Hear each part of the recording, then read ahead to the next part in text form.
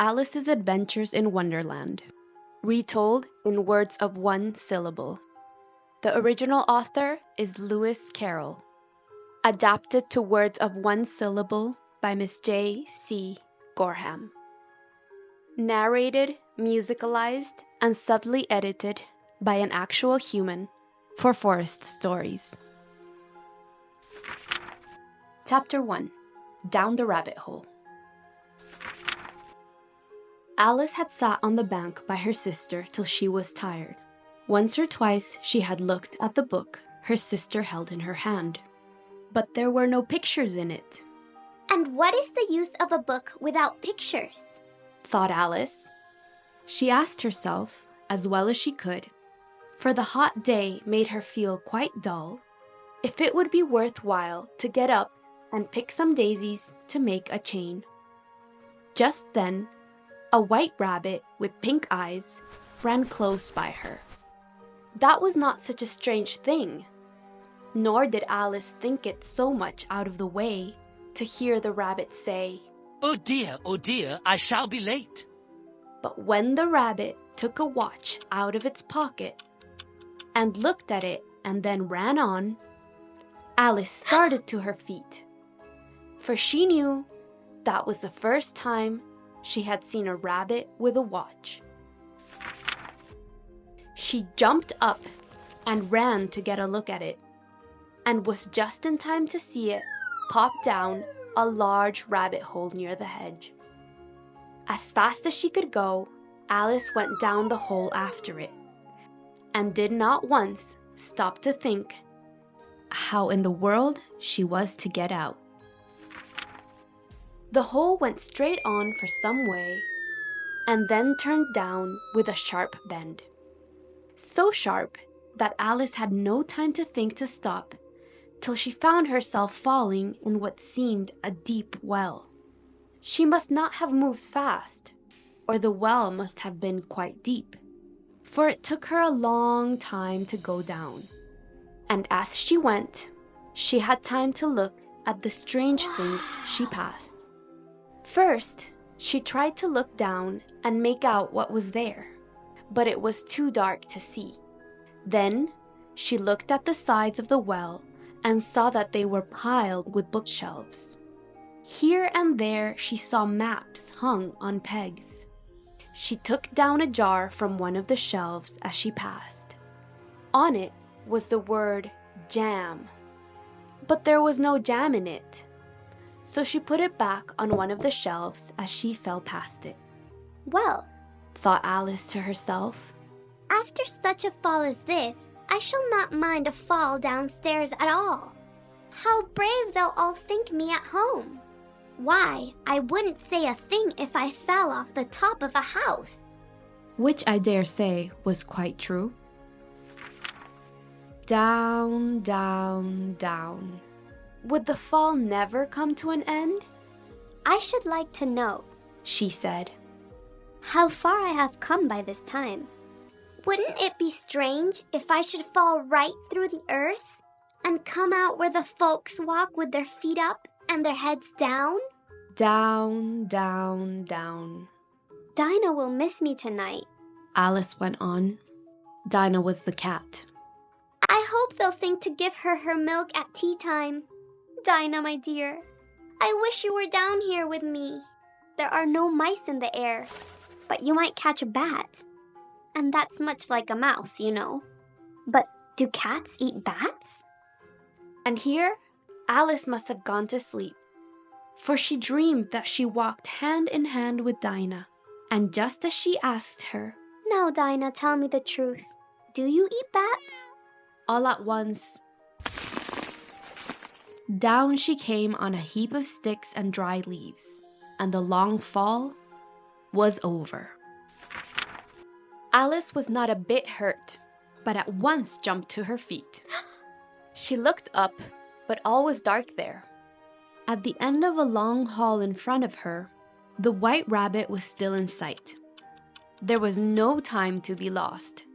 So off Alice went like the wind, and was just in time to hear it say, "Oh, my ears, how late it is!" Then it was out of sight. She found she was in a long hall with a low roof, from which hung a row of lighted lamps. There were doors on all sides, but when Alice had been all around and tried each one, she found they were all locked. She walked back and forth and tried to think how she was to get out. At last, she came to a stand made all of glass. On it was a tiny key of gold, and Alice's first thought was that this might be a key to one of the doors of the hall. But when she had tried the key in each lock, she found the locks were too large or the key was too small. It did not fit one of them. But when she went round the hall once more, she came to a low curtain which she had not seen at first. And when she drew this back, she found a small door, not much more than a foot high.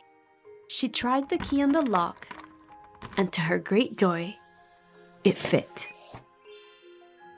Alice found that the door led to a hall the size of a rat hole. She knelt down and looked through it into a garden of gay flowers. How she longed to get out of that dark hall and near those bright blooms. But she could not so much as get her head through the door. And if my head would go through, thought Alice, it would be of no use, for the rest of me would still be too large to go through. Oh, how I wish I could shut up small. I think I could if I knew how to start. There seemed to be no use to wait by the small door. So she went back to the stand with the hope that she might find a key to one of the large doors, or maybe a book of rules that would teach her to grow small. This time, she found a small bottle on it. Which I'm sure was not here just now, said Alice. And tied round the neck of the bottle was a tag with the words, "Drink me," printed on it. It was all right to say "drink me," but Alice was too wise to do that in haste. No, I'll look first, she said, and see if it's marked poison or not. For she had been taught if you drink much from a bottle marked poison, it is sure to make you sick. This had no such mark on it, so she dared to taste it. And as she found it nice, it had in fact a taste of pie, ice cream, roast fowl, and hot toast. She soon drank it off. How strange I feel, said Alice. I'm sure I'm not so large as I was. And so it was. She was now not quite a foot high, and her face lit up at the thought that she was now the right size to go through the small door and get out to that lovely garden. Poor Alice. When she reached the door, she found that she had left the key on the stand, and when she went back for it, she found she could by no means reach it. She could see it through the glass, and she tried her best to climb one of the legs of the stand, but it was too sleek. And when she was quite tired out, she sat down and cried. Come, there's no use to cry like that, Alice said to herself, as stern as she could speak. I tell you to leave off at once. Soon, her eyes fell on a small glass box that lay on the floor. She looked in it and found a tiny cake on which were the words, "Eat me," marked in grapes. Well, I'll eat it, said Alice. And if it makes me grow tall, I can reach the key. And if it makes me shrink up, I can creep under the door. So I'll get out some way. So she set to work and soon ate all the cake. Chapter 2. The Pool of Tears. How strange! Oh my! said Alice. How tall I am, and all at once, too. Goodbye, feet. For when she looked down at her feet, they seemed so far off, she thought they would soon be out of sight. Oh, my poor feet. Who will put on your shoes for you now, dears? I'm sure I shan't do it. I shall be a great deal too far off to take care of you. You must get on the best way you can. But I must be kind to them, thought Alice, or they won't walk the way I want to go. Let me see. I'll give them a pair of new shoes each. Christmas. She stopped to think how she would send them. They must go by the mail, she thought. And how funny it'll seem to send shoes to one's own feet. How odd the address will look. Oh dear, there's no sense in all that. Just then, her head struck the roof of the hall. Ow. In fact, she was now more than 9 feet high, and she at once took up the small key and went back to the door. Poor Alice. It was as much as she could do, when she lay down on one side, to look through to the garden with one eye. But to get through was not to be hoped for. So she sat down and had a good cry. Shame on you, said Alice. a great big girl like you, She might well say this. to cry in this way. Stop at once, I tell you. But she went on all the same, and shed tears till there was a large pool all around her, and which reached halfway down the hall. At last, she heard the sound of feet not far off. Then she dried her eyes in great haste to see who it was. It was the White Rabbit that had come back, dressed in fine clothes, with a pair of white kid gloves in one hand and a large fan in the other. He trotted on in great haste, and talked to himself as he came. Oh, the Duchess, the Duchess. Oh, won't she be in a fine rage if I've made her wait? Alice felt so bad and so in need of help from someone that when the rabbit came near, she said in a low, timid voice, If you please, sir. The rabbit started as if shot, dropped the white kid gloves and the fan, and ran off into the dark as fast as his 2 hind feet could take him. Alice took up the fan and gloves, and as the hall was quite hot, she fanned herself all the time she went on talking. Dear, dear, how queer all things are today. Could I have been changed in the night? Let me think. Was I the same when I got up today? Seems to me I didn't feel quite the same. But if I'm not the same, then who in the world am I? Then she thought of all the girls she knew that were of her age, to see if she could have been changed for one of them. I'm sure I'm not Ada, She said, for her hair is in such long curls and mine doesn't curl at all.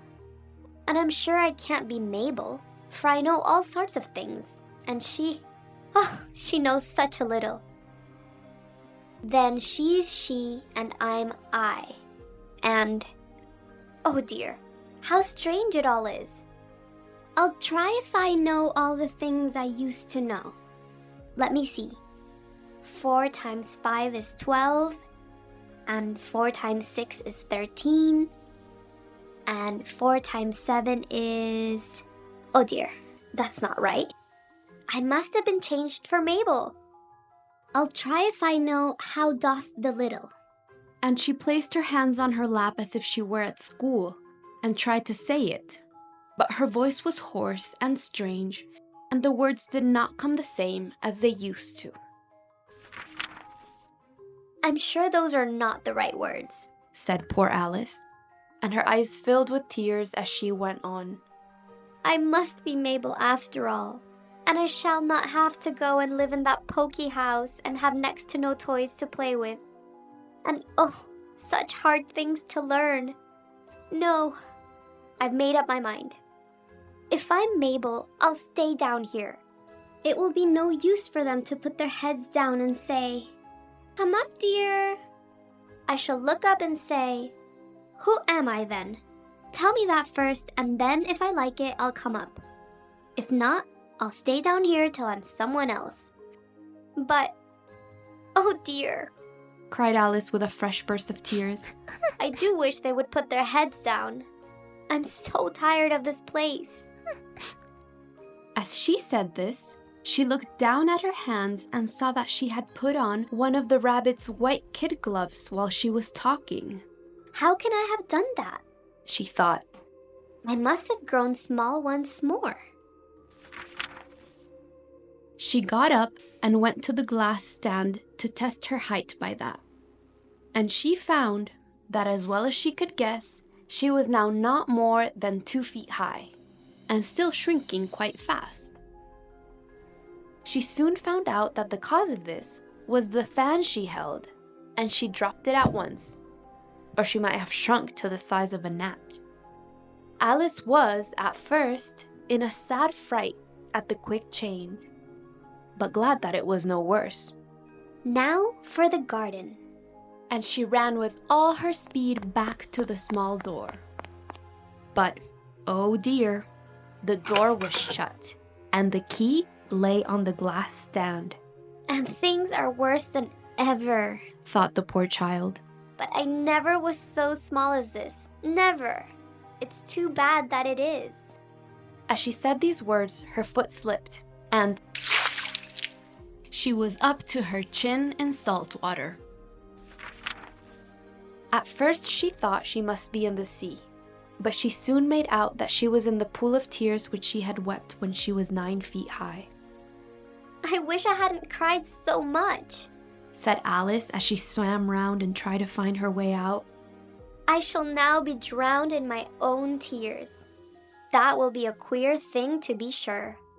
But all things are queer today. Just then, she heard a splash in the pool a little way off, and she swam near to make out what it was.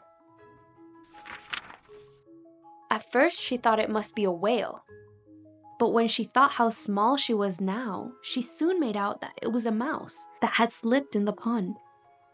Would it be of any use now to speak to this mouse? All things are so out of way down here. I should think maybe it can talk. At least there's no harm to try.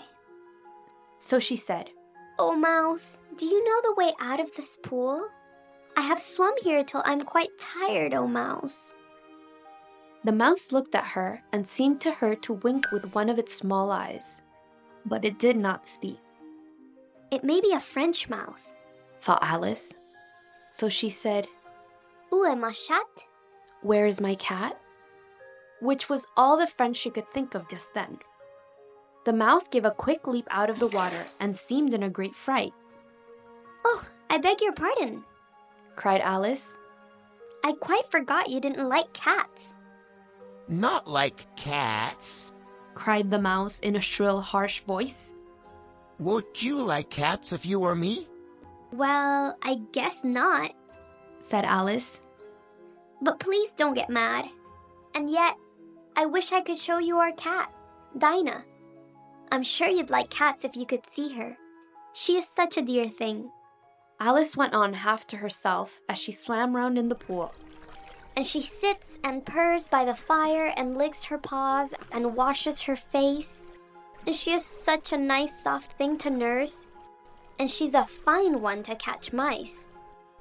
Oh dear, cried Alice, for this time the mouse was in a great fright, and each hair stood on end. We won't talk of her if you don't like it. We talk? Cried the mouse, who shook down to the end of his tail. As if I would talk of such low, mean things as cats. All rats hate them. Don't let me hear the name again. I won't, said Alice, in great haste to change the theme. Are you fond of dogs? The mouse did not speak, so Alice went on. There's such a nice dog near our house. I should like to show you. A tiny, bright-eyed dog, you know, with such a long, curly brown hair. And it'll fetch things when you throw them. And it'll sit up and beg for its meat and do all sorts of things. I can't tell you half of them. And it kills all the rats and... Oh dear, cried Alice in a sad tone. I've made it mad again. for the mouse swam off from her as fast as it could go, and made quite a stir in the pool as it went. So she called it in a soft, kind voice. Mouse, dear, do come back and we won't talk of cats or dogs if you don't like them. When the mouse heard this, it turned round and swam back to her. Its face was quite pale. With rage, Alice thought. And it said in a low, weak voice, Let us get to the shore, and then I'll tell you why it is I hate cats and dogs. It was high time to go, for the pool was by this time quite crowded with the birds and beasts that had slipped into it. Alice led the way, and they all swam to the shore. Chapter 3. A Race. They were a queer-looking crowd as they stood or sat on the bank. The wings and tails of the birds drooped to the earth. The fur of the beasts clung close to them, and all were as wet and cross as could be. The first thought, of course, was how to get dry. They had a long talk about this, and Alice joined with them as if she had known them all her life. But it was hard to tell what was best. What I want to say At last spoke up the dodo. is that the best thing to get us dry would be a race. What kind of race? Asked Alice. Not that she much wanted to know, but the dodo had paused as if it thought that someone ought to speak, and no one else would say a word. Why? Said the dodo. The best way to make it plain is to do it. And as you might like to try the thing some cold day, I'll tell you how the dodo did it. First, it marked out a race course in a sort of ring. It didn't care much for the shape. And then all the crowd were placed on the course here and there. There was no 1, 2, 3, and here we go. But they ran when they liked and let off when they liked, so that no one could tell when the race was ended. When they had been running half an hour or so and were all quite dry, the dodo called out, The race is over. and they all crowded round it and asked, Who has won? This the dodo could not at first tell, but sat for a long time with one claw pressed to its head, while the rest waited, but did not speak. At last the dodo said, All have won, and each must have a prize. But who is to give them? All asked at once.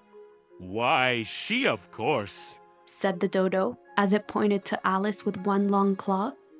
And the whole party at once crowded round her as they called out, A prize! A prize! Alice did not know what to do, but she pulled from her pocket a box of little cakes.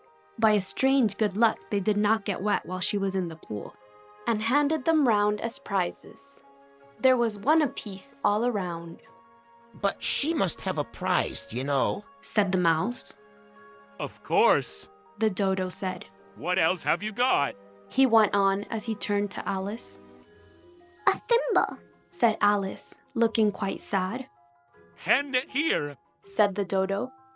Then they all crowded round her once more, while the dodo handed the thimble back to Alice and said, We beg that you accept this fine thimble. And when it had made this short speech, they all cheered. Alice thought the whole thing quite foolish, but they all looked so grave that she did not dare to laugh. And as she could not think what to say, she bowed and took the thimble, while she looked as staid as she could. The next thing was to eat the cakes. This caused some noise, as the large birds said they could not taste theirs, and the small ones choked and had to be patted on the back. It was all over at last, and they sat down in a ring and begged the mouse to tell them a tale. You said you would tell us why you hate cats and dogs, Said Alice. Mine is a long and sad tale. Said the mouse, as it turned to Alice with a sigh. It is a long tale, I'm sure. Said Alice, looking down at the mouse's tail. But why do you call it sad? I shall not tell you. Said the mouse, as it got up and walked off. Please come back and tell us your tale, called Alice, and all joined in. Yes, please do! But the mouse shook its head and walked on and was soon out of sight. I wish I had our Dinah here. I know I do, said Alice. She'd soon fetch it back. And who is Dinah, if I may dare to ask such a thing? Said one of the birds. Alice was glad to talk of her pet. Dinah is our cat, and she's such a fine one to catch mice, you can't think. And oh, I wish you could see her chase a bird. Why, she'll eat a bird as soon as look at it. This speech caused a great stir in the party. Some of the birds rushed off at once. One old jay wrapped itself up with care and said, I must go home. The night air doesn't suit my throat. And a wren called out to her brood, Come, my dears, it's high time you were all in bed. Soon, they all moved off and Alice was left alone. I wish I hadn't told them of Dinah, she said to herself. No one seems to like her down here. And I'm sure she's the best cat in the world. Oh, my dear Dinah, shall I ever see you anymore? And here, poor Alice burst into tears, for she felt very sad and lonely. In a short time, she heard the patter of feet, and she looked up with the hope that the mouse had changed its mind and come back to tell his long and sad tale. Chapter 4. The Rabbit Sends in a Bill. It was the white rabbit who trotted back again. It looked from side to side as it went, as if it had lost something. And Alice heard it say to itself, The Duchess, oh my dear paws, she'll get my head cut off as sure as rats are rats. Where can I have lost them? Alice guessed at once that he was in search of the fan and the pair of white kid gloves. And like the good girl that she was, she set out to hunt for them. But they were not to be found. All things seemed to have changed since her swim in the pool. The great hall with the glass stand and the little door, all were gone. Soon, the rabbit saw Alice and called out to her. Why, Anne, what are you out here for? Run home at once and fetch me a pair of gloves and a fan. Quick, now! And Alice was in such a fright that she ran off and did not wait to tell it who she was. He took me for his housemaid, she said to herself as she ran. What will he think when he finds out who I am? But I must take him his fan and gloves. That is, if I can find them. As she said this, she came to a small, neat house, on the door of which was a bright brass plate with the name W. Rabbit on it. She ran upstairs in great fear lest she should meet Anne and be turned out of the house before she had found the fan and gloves. How queer it seems that I should do things for a rabbit. I guess Dinah will send me to wait on her next. By this time, she had made her way to a tidy room with a table near the wall, and on it, as she had hoped, a fan and 2 of 3 pairs of small white kid gloves. She took up the fan and a pair of gloves and turned to leave the room, when her eye fell upon a small bottle that stood near. There was no tag this time with the words, "Drink me," but Alice put it to her lips. I know I'm sure to change in some way if I eat or drink anything, so I'll just see what this does. I do hope it'll make me grow large again, for I'm quite tired of this size, Alice said to herself.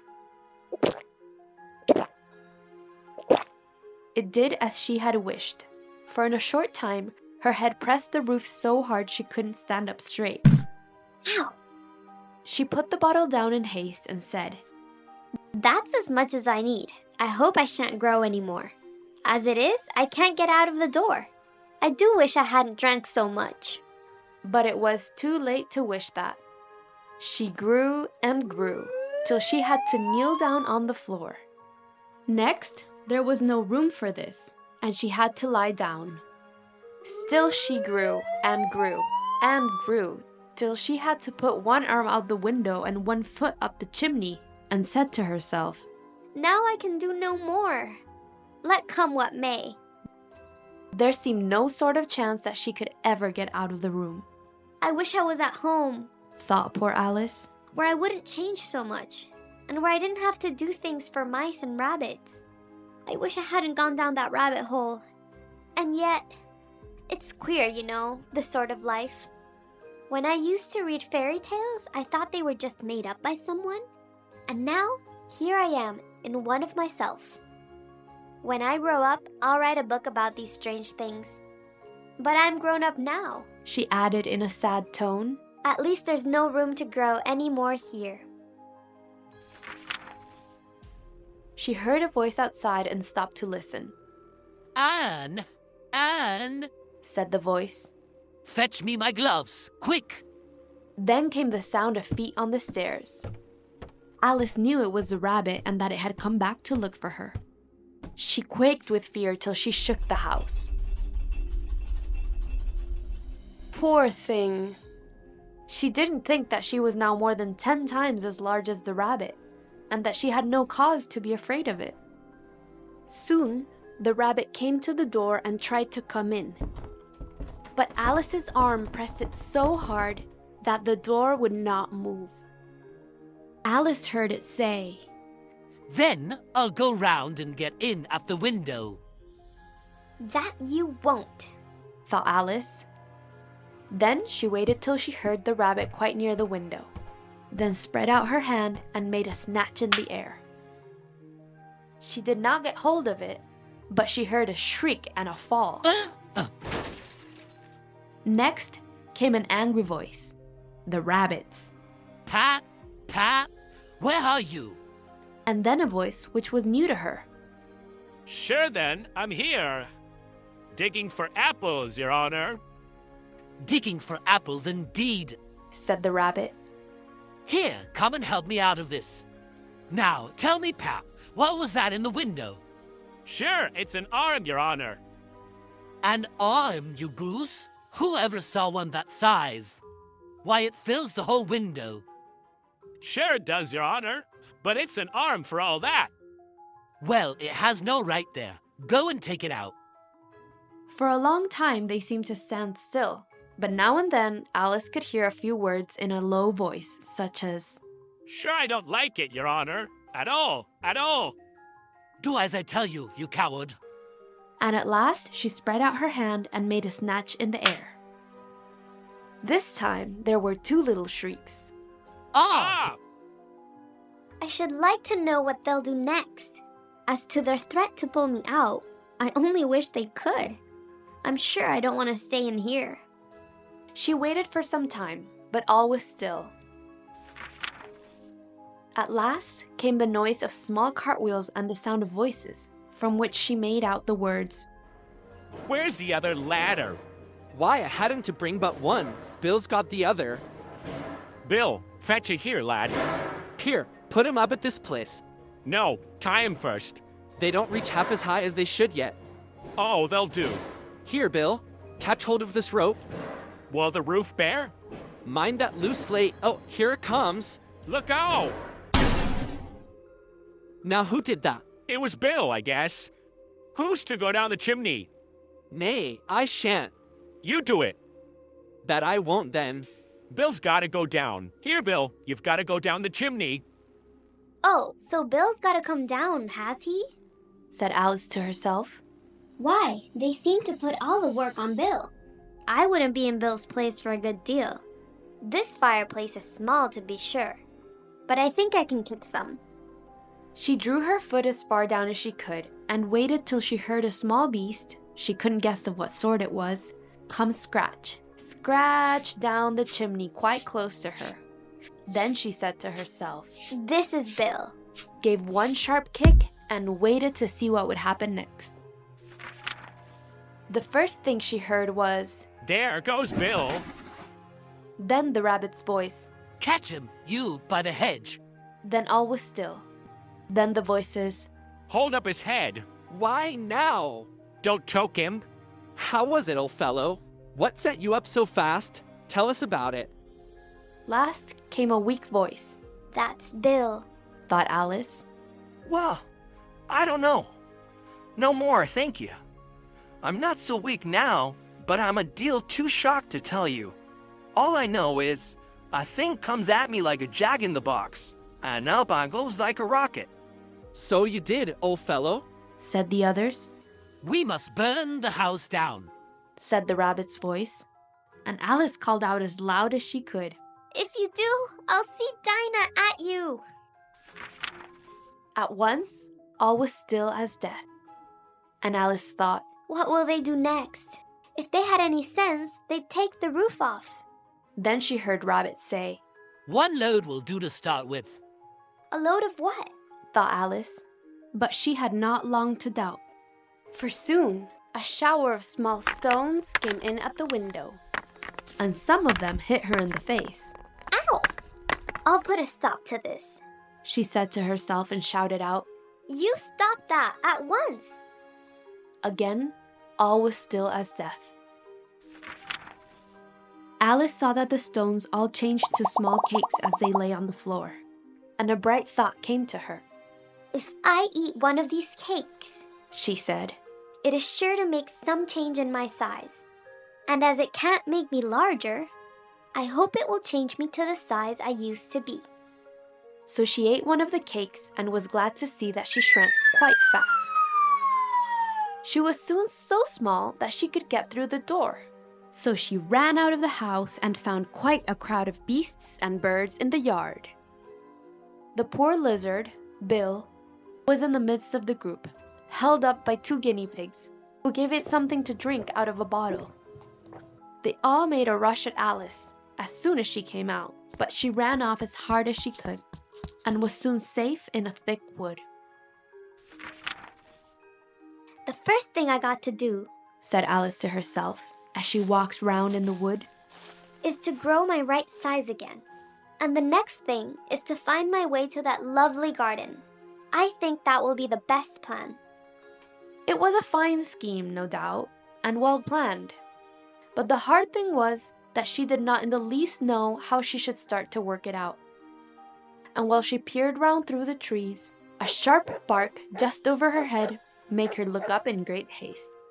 A great puppy looked down at her with large round eyes, stretched out one paw and tried to touch her. Poor thing, said Alice in a kind tone, and tried hard to show it that she wished to be its friend. But she was in a sore fright, lest it should eat her up. Alice could not think what to do next, so she picked up a bit of stick and held it out to the puppy. It jumped from the tree with a yelp of joy as if to play with it. Then Alice dodged round a large plant that stood near. But the puppy soon found her and made a rush at the stick again, but tumbled head over heels in its haste to get a hold of it. Alice felt that it was quite like a game with a cart horse, and looked at each turn to be crushed neath its great feet. At last, to her joy, it seemed to grow tired of the sport and ran a good way off and sat down with its tongue out and its mouth and its big eyes half shut.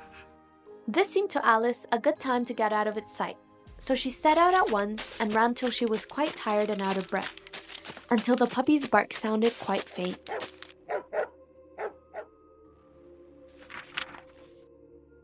And yet what a dear puppy it was, said Alice as she stopped to rest and fanned herself with a leaf.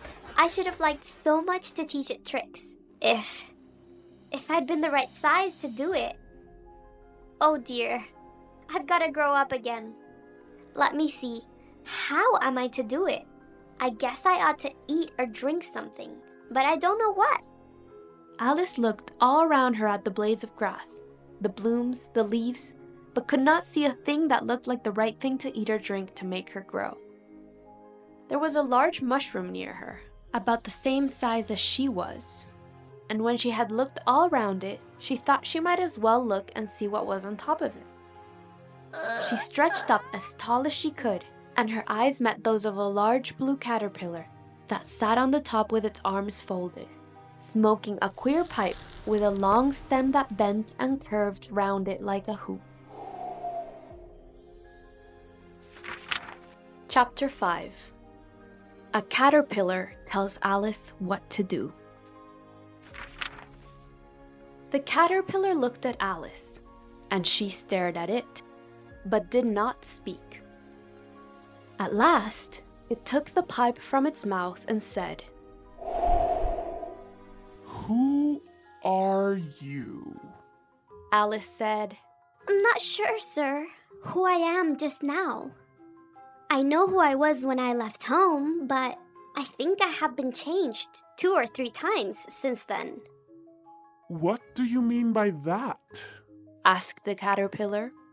I fear I can't tell you, for I'm sure I don't know myself. But to change so many times all in one day makes one's head swim. "It doesn't," said the caterpillar. Well, maybe you haven't found it so yet, said Alice. But when you have to change, you will someday, you know. I should think you'd feel it queer, won't you? "Not a bit," said the caterpillar. Well, you may not feel as I do, said Alice. All I know is it feels queer to me to change so much. "You," said the caterpillar, with its nose in the air. "Who are you?" Which brought them back to the point from which they started. Alice was not pleased at this, so she said, in as stern a voice as she could, I think you ought to tell me who you are first. "Why?" said the caterpillar. As Alice could not think what to say to this, and as it did not seem to want to talk, she turned away. "Come back," said the caterpillar. "I have something to say to you." Alice turned and came back. "Keep your temper," said the caterpillar. Is that all? asked Alice, while she hid her anger as well as she could. "No," said the caterpillar. Alice waited what seemed to her a long time, while it sat and smoked, but did not speak.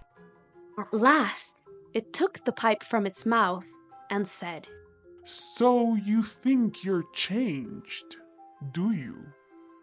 I fear I am, sir, said Alice.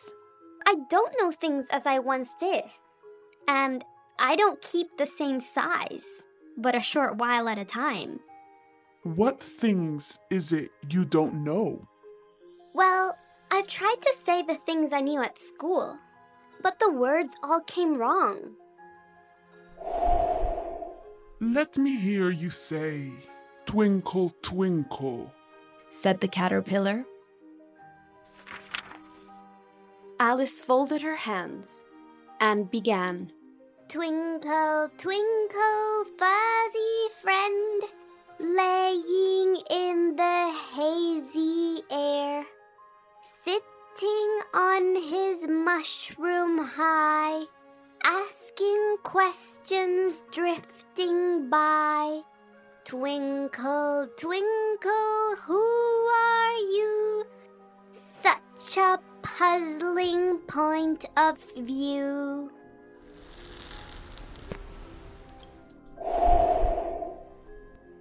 "That is not said right," said the caterpillar. Not quite right, I fear, said Alice. Some of the words are changed. "It is wrong from first to last," said the caterpillar, then did not speak for some time. At last it said, "What size do you want to be?" Oh, I don't care so much as to size, but one doesn't like to change so much, you know? "I don't know," it said. Alice was too much vexed to speak, for she had never, in all her life, been talked to in that rude way. "Do you like your size now?" asked the caterpillar. Well, I'm not quite so large as I would like to be, said Alice. 3 inches is such a wretched height to be. "It is a good height indeed," said the caterpillar, and reared itself straight as it spoke. it was just 3 inches high. But I'm not used to it, pleaded poor Alice. And she thought, I wish things wouldn't be so easy to get mad. You'll get used to it in time, the caterpillar said, and put the pipe to its mouth. And Alice waited till it should choose to speak. At last, it took the pipe from its mouth, yawned once or twice, then got down from its perch and crawled off in the grass. As it went, it said, one side will make you tall, and one side will make you small. One side of what? thought Alice to herself. Of the mushroom, said the caterpillar, just as if it had heard her speak. Soon, it was out of sight. Alice stood and looked at the mushroom a long time and tried to make out which were the 2 sides of it. As it was round, she found this a hard thing to do. At last, she stretched her arms around it as far as they would go and broke off a bit of the edge with each hand. And now, which is which? She said to herself, and ate a small piece of the right-hand bit to try what it would do. The next moment, she felt her chin strike her foot with a hard blow.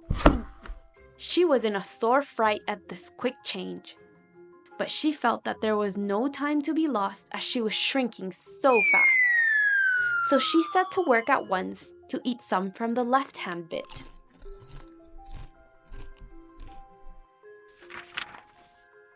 Come, my head's free at last, said Alice with great joy, which changed to fear when she found that her waist and hands were nowhere to be seen. All she could see when she looked down was a vast length of neck, which seemed to rise like a stalk out of a sea of green leaves that lay far below her. What can all that green stuff be? said Alice. And where has my waist got to? And oh, my poor hands! How is it I can't see you? She moved them as she spoke. The green leaves shook as if to let her know her hands were there, but she could not see them. As there seemed to be no chance to get her hands up to her head, she tried to get her head down to them, and was pleased to find that her neck would bend about like a snake, just as she had curved it down and meant to dive in the sea of green, which she found was the top of the trees beneath which she had been walking. A sharp made her draw back in haste. A large bird had flown into her face and struck her with its wings. Snake! Snake! screamed the bird. I'm not a snake, said Alice. Let me alone. Snake, I say! Snake! cried the bird, then added with a kind of a sob. I've tried always, but I cannot suit them. I don't know what you mean, said Alice. The bird seemed not to hear her, but went on. I've tried the roots of trees, and I've tried banks, and I've tried a hedge. But those snakes, there's no way to please them, as if it were not hard work to hatch the eggs. But I must watch for snakes night and day. Why, I haven't had a wink of sleep these 3 weeks. It's too bad for you to be so much put out, said Alice, who began to see what it meant. And just as I had built my nest in this high tree, the bird went on, raising its voice to a shriek. And just as I thought I should be free of them at last, they must needs fall down from the sky. Ah, snake! But I'm not a snake, I tell you, said Alice. I'm a... Well, what are you? said the bird. I can see you will not tell me the truth. I'm a little girl, said Alice, though she was not sure what she was when she thought of all the changes she had gone through that day. I seen girls in my time, but none with such a neck as that, said the bird. No, you're a snake, and there's no use to say you're not. I guess you'll say next that you don't eat eggs. Of course I eat eggs, said Alice. But girls eat eggs quite as much as snakes do, you know. I don't know, said the bird. But if they do, why then they're a kind of snake. That's all I can say. This was such a new thing to Alice that at first she did not speak, which gave the bird a chance to add. You want eggs now. I know that quite well. But I don't want eggs.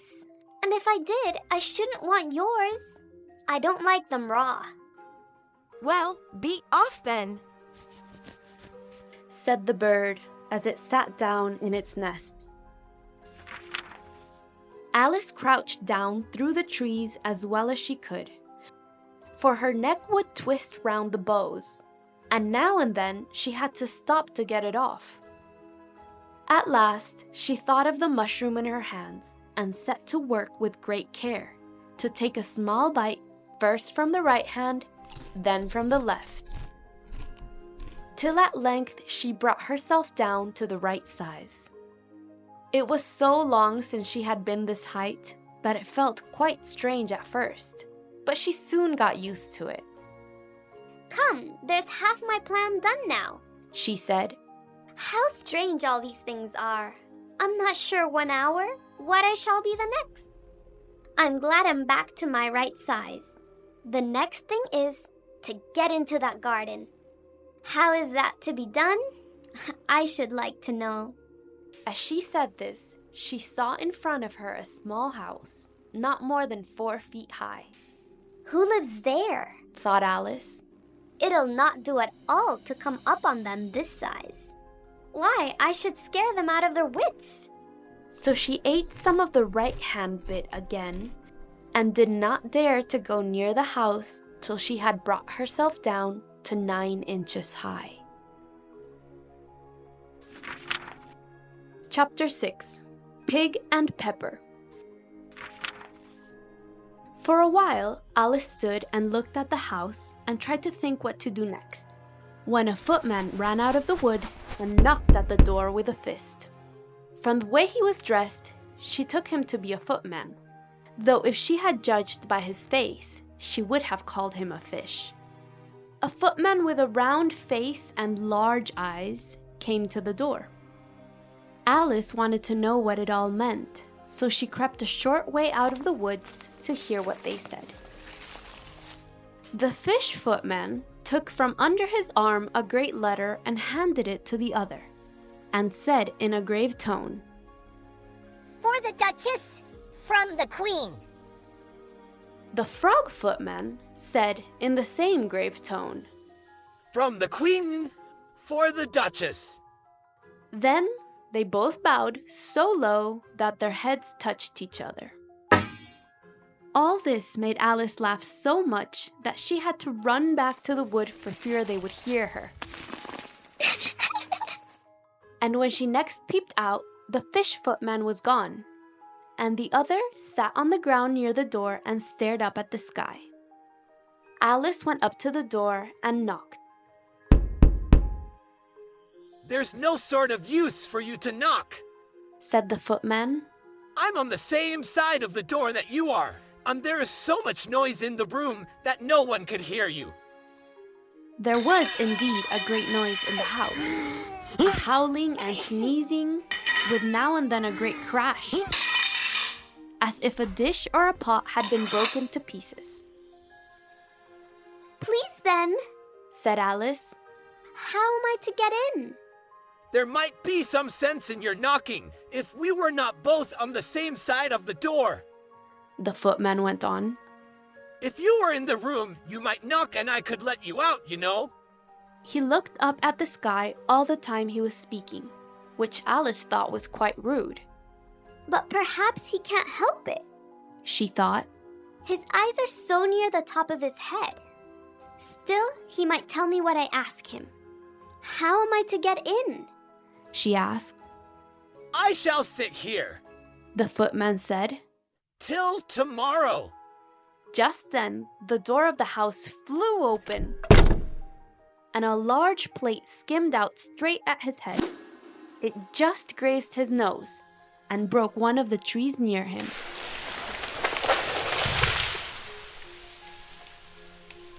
Or next day, maybe, he went on in the same tone as if he had not seen the plate. How am I to get in? asked Alice as loud as she could speak. Are you to get in at all? He said. That's the first thing, you know? It was, no doubt, but Alice didn't like to be told so. The footman seemed to think this a good time to say again. I shall sit here on and off for days and days. But what am I to do? said Alice. Do what you like, he said. There's no use to try to talk to him. He has no sense at all. And she opened the door and went in. The door led right into a large room that was full of smoke from end to end. The Duchess sat on a stool and held the child in her arms. The cook stood near the fire and stirred a large pot which seemed to be full of soup. There's too much pepper in that soup, Alice said to herself as well as she could for sneezing. There was too much of it in the air, for the Duchess sneezed now and then. And as for the child, it sneezed and howled all the time. A large cat sat on the hearth, grinning from ear to ear. Please, would you tell me why your cat grins like that? said Alice, not quite sure that it was right for her to speak first. It's a Cheshire cat, said the Duchess. And that's why. Pig. She said the last word so loud that Alice jumped. But she soon saw that the Duchess spoke to the child and not to her. So she went on. I didn't know that Cheshire cats grinned. In fact, I didn't know that cats could grin. They all can, said the Duchess. And most of them do. I don't know of any that do, Alice said, quite pleased to have someone to talk with. You don't know much, said the Duchess. And that's a fact. Alice did not at all like the tone in which this was said, and thought it would be as well to speak of something else. While she tried to think of what to say, the cook took the pot from the fire and at once set to work, throwing things at the Duchess and the child. The tongs came first, then pots, pans, plates, and cups flew thick and fast through the air.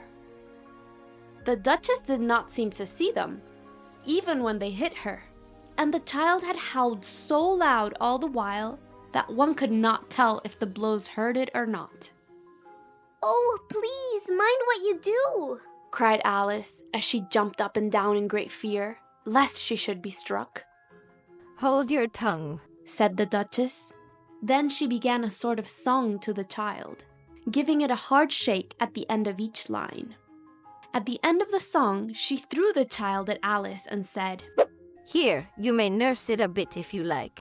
I must go and get ready to play croquet with the Queen. And she left the room in great haste. The cook threw a pan after her as she went, but it just missed her. Alice caught the child, which held out its arms and legs on all sides. Just like a starfish, Alice thought. The poor thing snorted like a steam engine when she caught it, and turned about so much, it was as much as she could do at first to hold it. As soon as she found out the right way to nurse it, which was to twist it up in a sort of knot, then keep tight hold of its right ear and left foot, she took it out in the fresh air. If I don't take this child with me, Alice said, they're sure to kill it in a day or two. Wouldn't it be wrong to leave it here? She said the last words out loud, and the child grunted. It had left off sneezing by this time. Don't grunt, said Alice. That is not at all the right way to do it. The child grunted again, and Alice looked at its face to see what was wrong with it.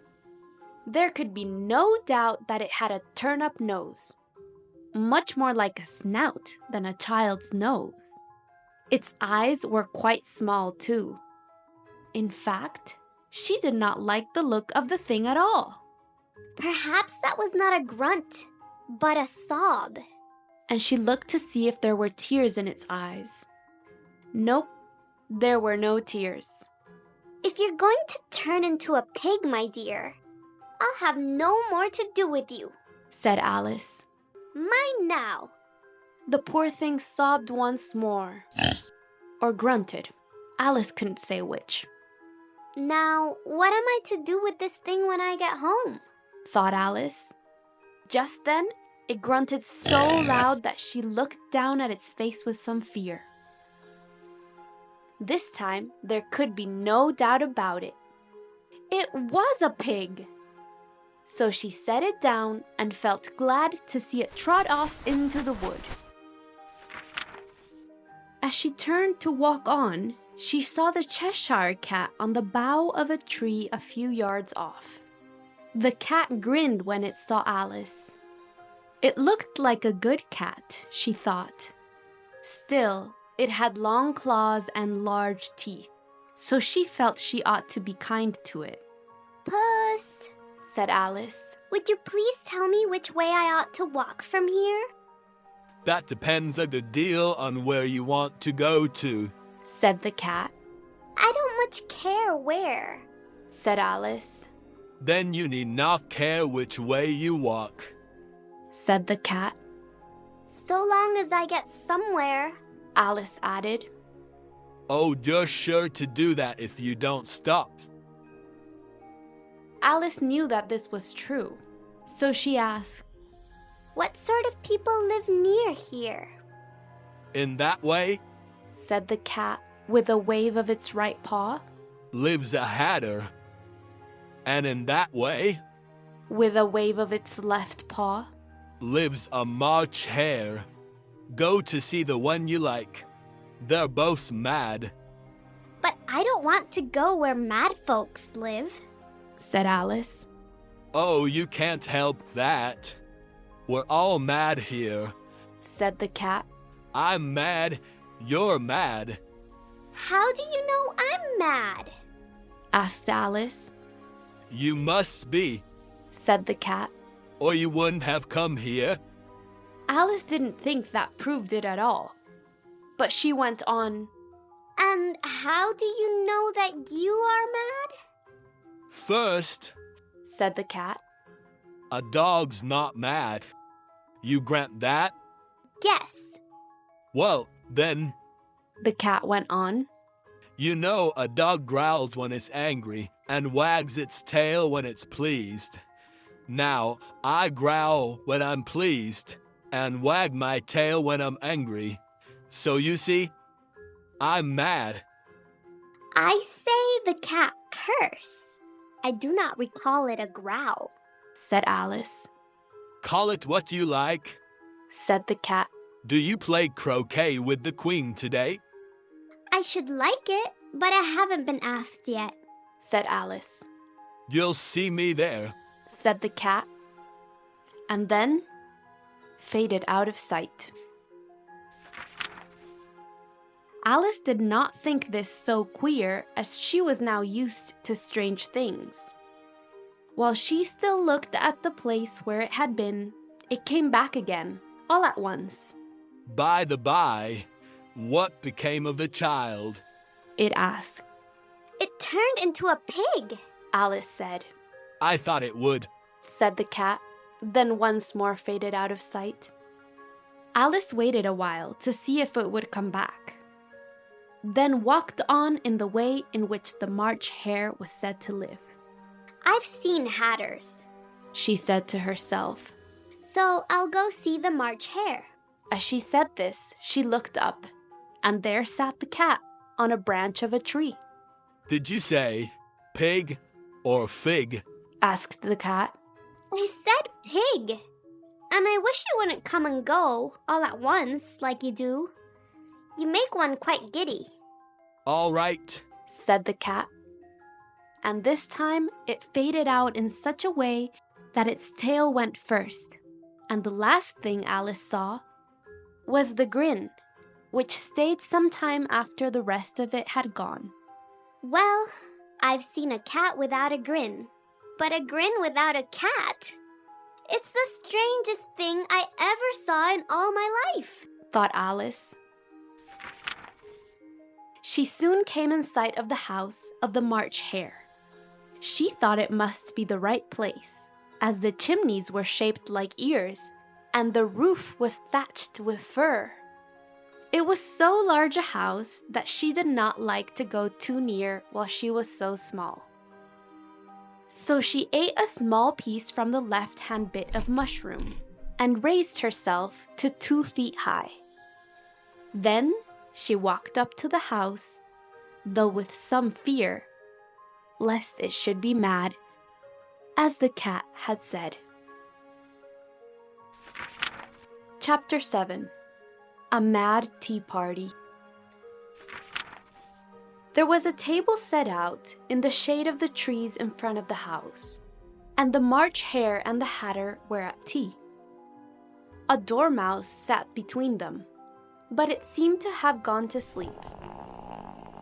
The table was a long one, but the 3 were all crowded at one corner of it. No room! They cried out as soon as they saw Alice. There's plenty of room, she said, and sat down in a large armchair at one end of the table. Have some wine, the March Hare said in a kind tone. Alice looked all around the table, but there was not a thing on it but tea. I don't see the wine, she said. There isn't any, said the March Hare. Then it wasn't polite of you to ask me to have wine, said Alice. It wasn't polite of you to sit down when no one had asked you to have a seat, said the March Hare. I didn't know it was your table. It's laid for more than 3.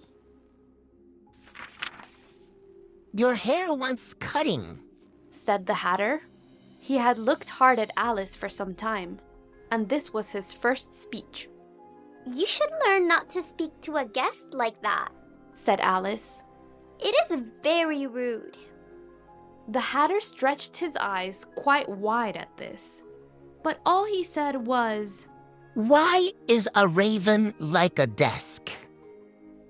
Come, we shall have some fun now, thought Alice. I think I can guess that, she added out loud. Do you mean that you think you can find out the answer to it? Asked the March Hare.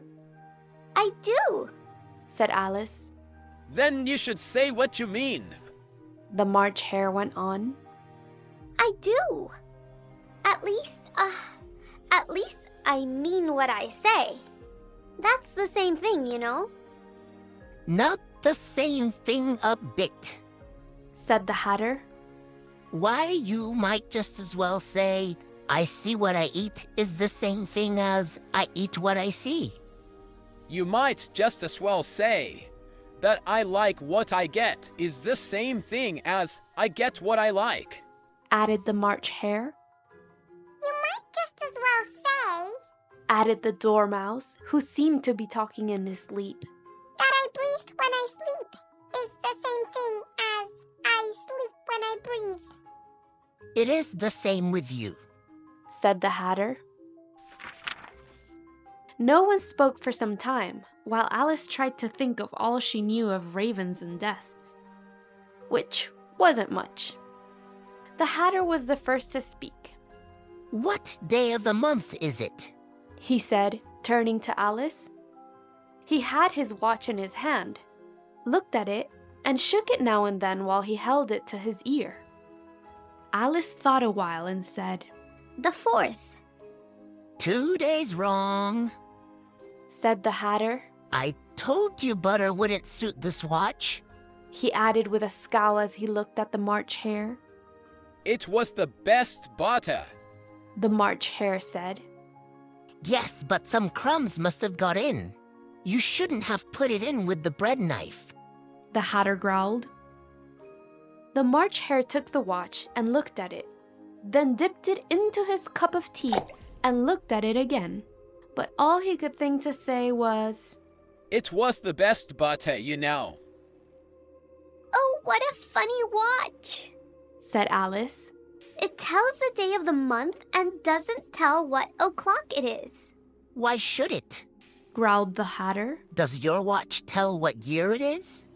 Of course not, said Alice. But there's no need that it should, since it stays the same year such a long time. Which is just the case with mine, said the Hatter, which seemed to Alice to have no sense in it at all. I don't quite know what you mean, she said.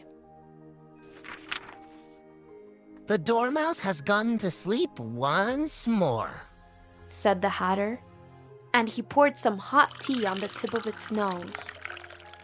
The Dormouse shook its head and said with its eyes still closed, Of course. Just what I wanted to say myself.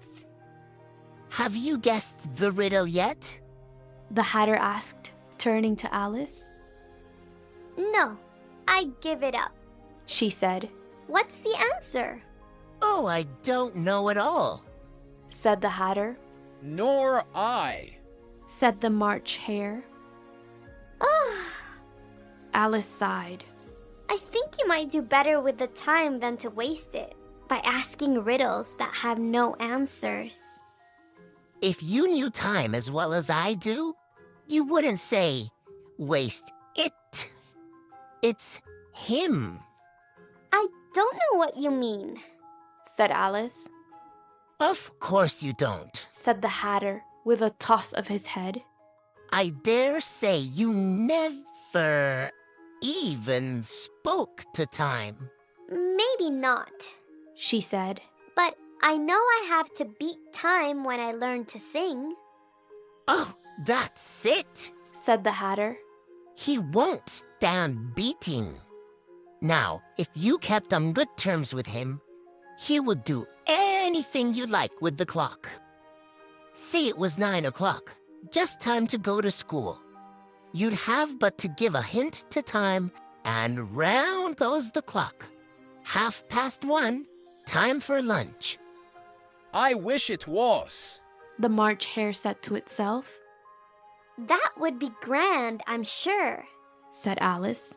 But then, I shouldn't be hungry for it, you know. Not at first, perhaps, said the Hatter. But you could keep it to 1:30 as long as you liked. Is that the way you do? asked Alice. The Hatter shook his head and sighed. Not I. Time and I fell out last March. It was at the great concert given by the Queen of Hearts, and I had to sing, Twinkle, twinkle, little bat, how I wonder what you're at. You know the song, perhaps? I've heard something like it, said Alice. It goes on, you know, the Hatter said. In this way, up above the world you fly, like a tea tray in the sky. Twinkle, twinkle. Here, the Dormouse shook itself and sang in its sleep. Twinkle, twinkle, twinkle, twinkle, twinkle, twinkle. And went on so long that they had to pinch it to make it stop. Well, while I sang the first verse, the Hatter went on, the Queen bawled out, See how he murders the time! Off with his head! And ever since that, he won't do a thing I ask. It's always 6 o'clock now. A bright thought came into Alice's head. Is that why so many tea things are put out here? She asked. Yes, that's it, said the Hatter with a sigh. It's always tea time, and we've no time to wash the things. Then you keep moving around, I guess, said Alice. Just so, said the Hatter. as the things get used up. But when you come to the place where you started, what do you do then? Alice dared to ask. I am tired of this, yawned the March Hare. I vote you tell us a tale. I fear I don't know one, said Alice. I want a clean cup, spoke up the Hatter. He moved on as he spoke, and the Dormouse moved into his place. The March Hare moved into the Dormouse's place, and Alice, none too well pleased, took the place of the March Hare. The Hatter was the only one to get any good from the change, and Alice was a good deal worse off, as the March Hare had upset the milk jug into his plate. Now, for your story, the March Hare said to Alice. I'm sure I don't know, Alice began. I don't think... Then you shouldn't talk, said the Hatter. This was more than Alice could stand, so she got up and walked off. And though she looked back once or twice and half hoped they would call after her, they didn't seem to know that she was gone. The last time she saw them, they were trying to put the poor Dormouse head first into the teapot. Well, I'll not go there again, said Alice as she picked her way through the wood. It's the dullest tea party I was ever at in all my life. As Alice said this, she saw that one of the trees had a door that led right into it.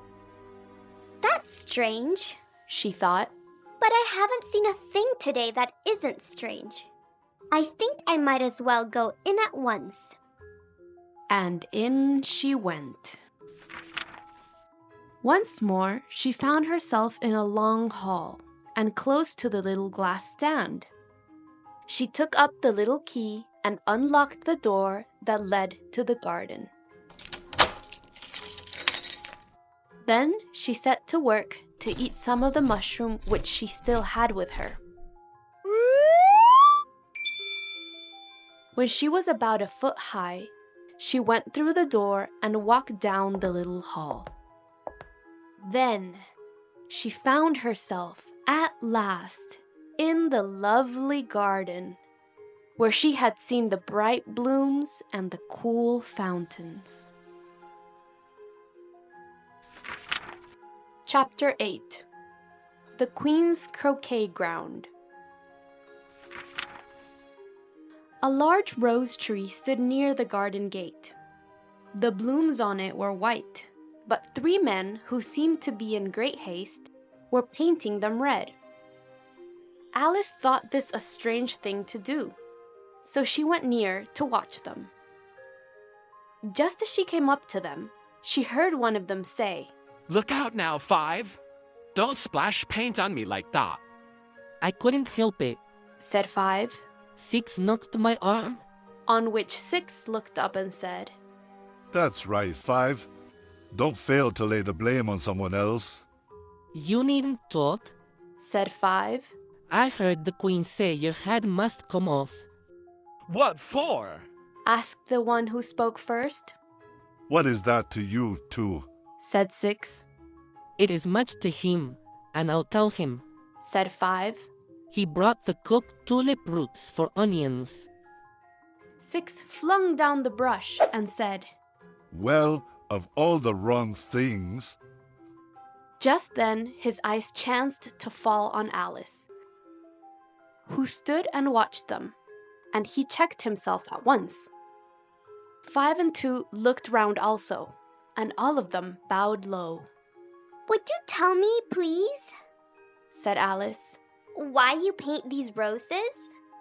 5 and 6 did not speak, but looked at 2, who said in a low voice, Why, the fact is, you see, miss, this here ought to have been a red rose tree, and by mistake, a white one was put in. And if the Queen was to find out, We should all have our heads cut off, you know? So you see, miss, we're hard at work to get it painted, so that she may not. Just then, 5, who had stood and watched the gate for some time, called out, The Queen, the Queen. And the 3 men at once threw themselves flat up on their faces. Alice heard the tramp of feet and looked round, glad if at last she could see the Queen. First came 10 soldiers with clubs. These were all shaped like the 3 men at the rose tree, long and flat like cards, with their hands and feet at the corners. Next came 10 men who were trimmed with diamonds and walked 2 and 2 like soldiers.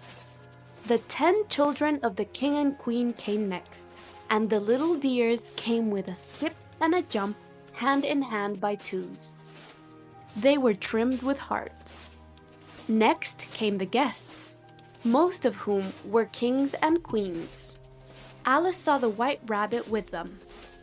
He did not seem at ease, though he smiled at all that was said. He didn't see Alice as he went by. Then came the Knave of Hearts, with the king's crown on a red velvet cushion.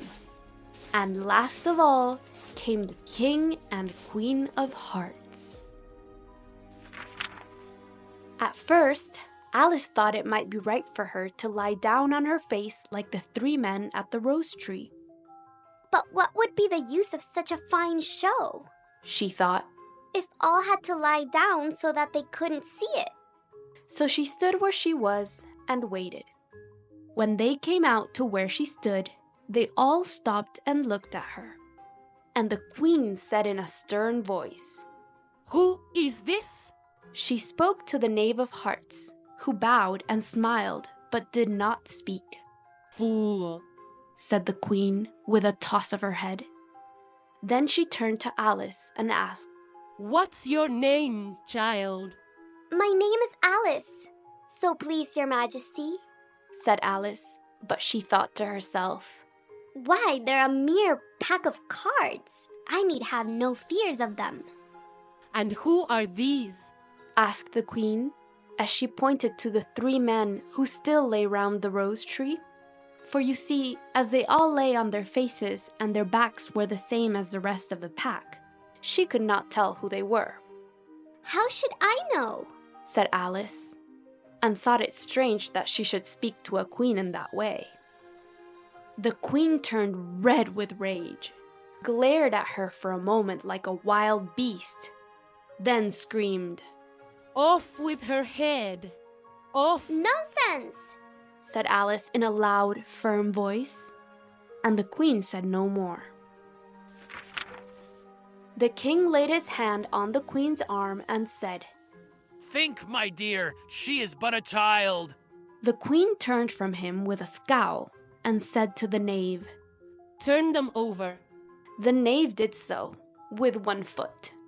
Get up, said the Queen in a shrill, loud voice, and the 3 men jumped up at once and bowed to the King and Queen and to the whole crowd. Leave off that, screamed the Queen. You make me giddy. Then she turned to the rose tree and asked, What have you been doing here? May it please your majesty, said 2, and went down on 1 knee as he spoke. We were trying. I see, said the Queen, who in the meantime had seen that some of the roses were painted red and some were still white. Off with their heads. And the crowd moved on, while 3 of the soldiers stayed to cut off the heads of the poor men, who ran to Alice for help. They shan't hurt you, she said, as she hid them in a large flower pot that stood near. The 3 soldiers walked round and looked for them a short while, then marched off. Are their heads off? shouted the Queen. Their heads are gone, if it please your majesty. The soldiers shouted back. That's right, shouted the Queen. Can you play croquet? she asked Alice. Yes, shouted Alice. Come on then, roared the queen, and Alice went on with them.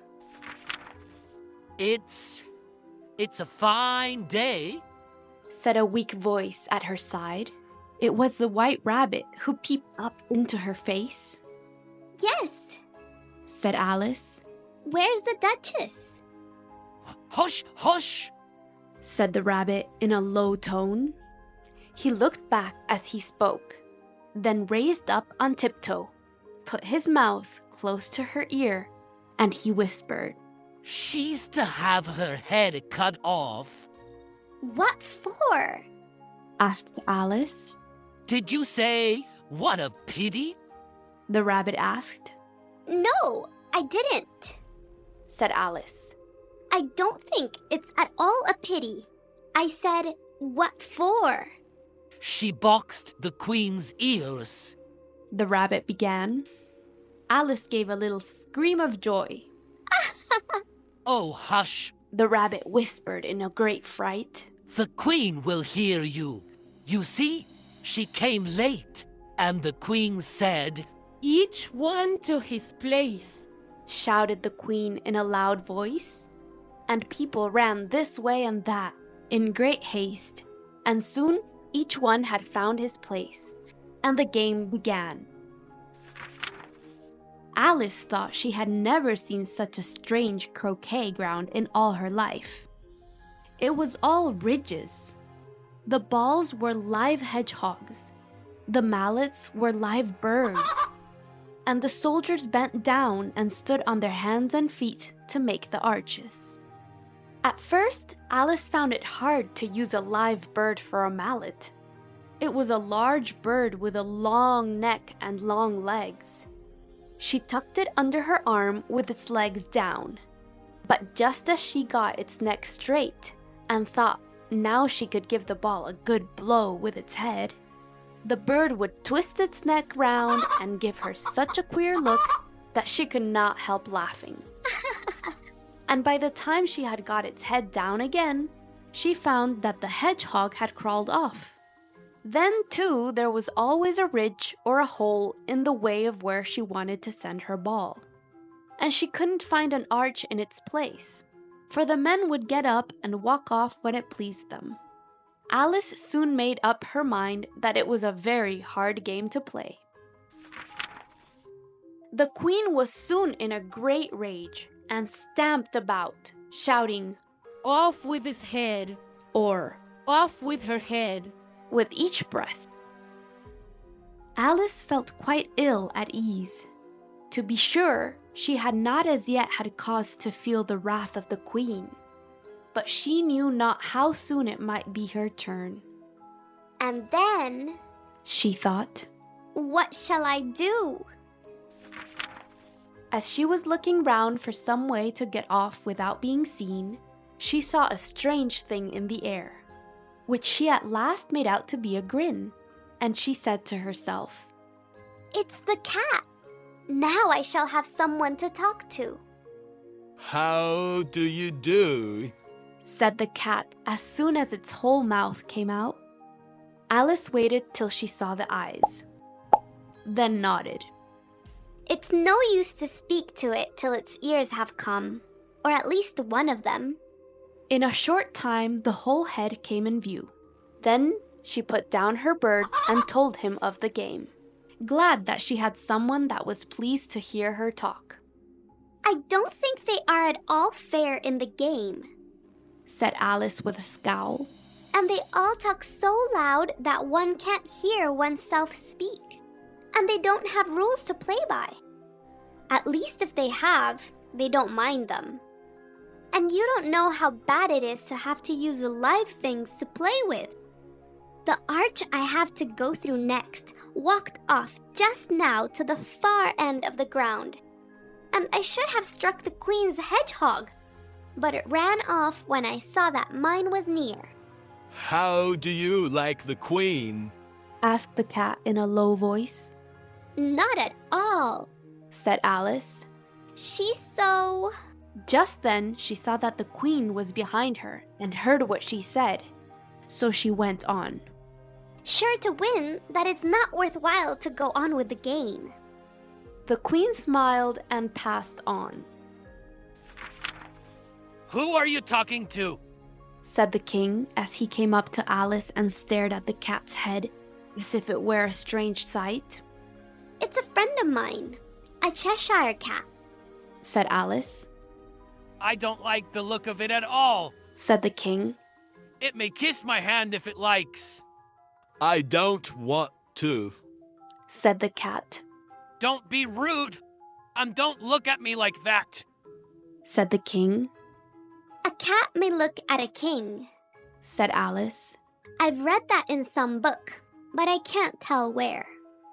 Well, it must get off from here, said the king in a firm voice, and he called to the queen who was near. My dear, I wish you would see that this cat leaves here at once. The queen had but one cure for all ills, great or small.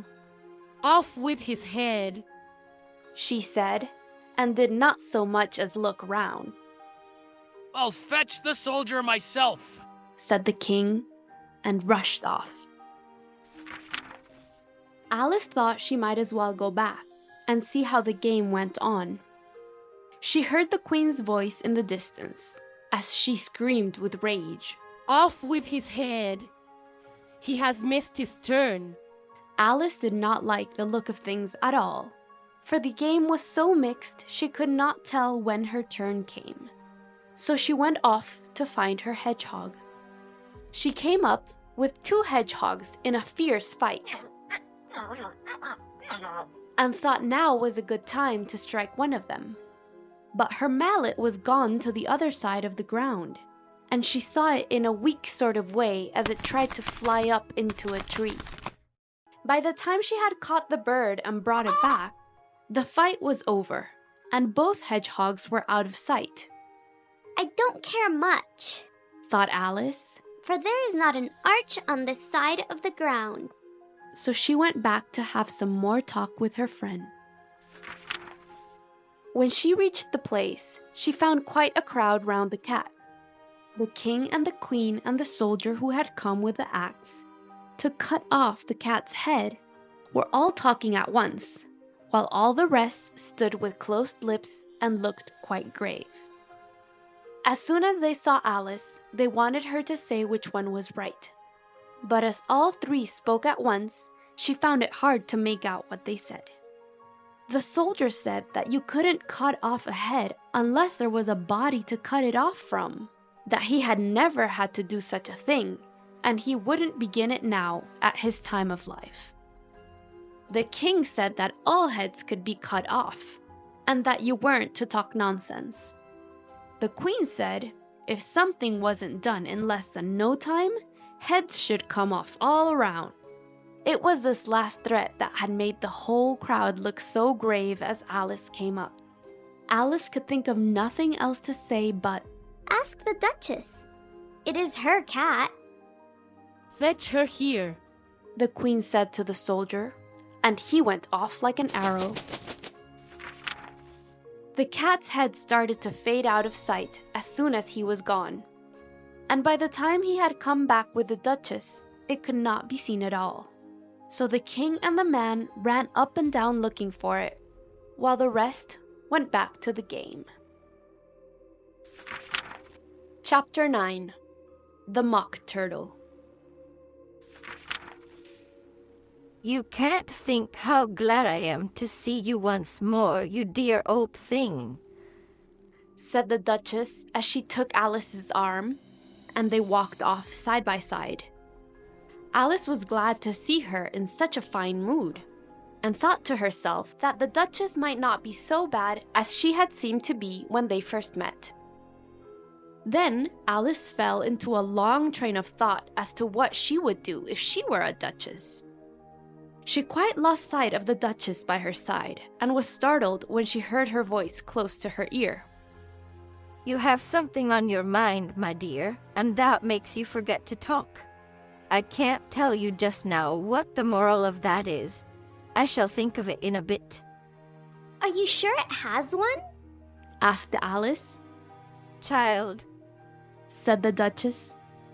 All things have a moral if you can't but find it. And she squeezed up close to Alice's side as she spoke. Alice did not much like to have the Duchess keep so close, but she didn't like to be rude, so she bore it as well as she could. The game is not so bad now, Alice said, thinking she ought to fill in the time with talk of some kind. 'Tis so, said the Duchess. And the moral of that is, oh, it is love that makes the world go round. Someone said, it's done by each one minding his own work, said Alice. Ah, well, it means much the same thing, said the Duchess, then added, and the moral of that is, take care of the sense and the sound will take care of themselves. How she likes to find morals in all things, thought Alice. Why don't you talk more and not think so long? Asked the Duchess. I've a right to think, said Alice in a sharp tone, for she was tired and vexed. Just as much right, said the Duchess, as pigs have to fly, and the moral. But here, the voice of the Duchess died out in the midst of her pet word, moral, and Alice felt the arm that was linked in hers shake as if with fright. Alice looked up, and there stood the Queen in front of them, with her arms folded and a dark frown upon her face. A fine day, Your Majesty, the Duchess began in a weak voice. Now, I warn you in time, shouted the Queen, with a stamp on the ground as she spoke. Either you or your head must be off, and that in about half no time. Take your choice. The Duchess took her choice and was gone in a moment. Let's go on with the game, the Queen said to Alice, and Alice was in too great a fright to speak, but went with her back to the croquet ground. The guests had all sat down in the shade to rest while the Queen was away, but as soon as they saw her, they rushed back to the game, while the Queen said if they were not in their places at once, it would cost them their lives.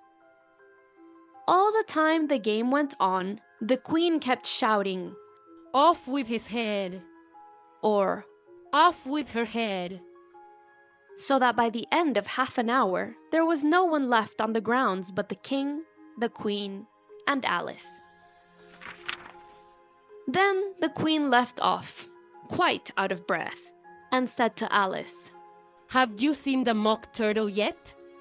No, said Alice. I don't know what a mock turtle is. It is a thing mock turtle soup is made from, the Queen said.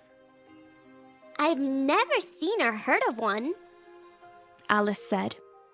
Come on then, and he shall tell you his story, said the Queen.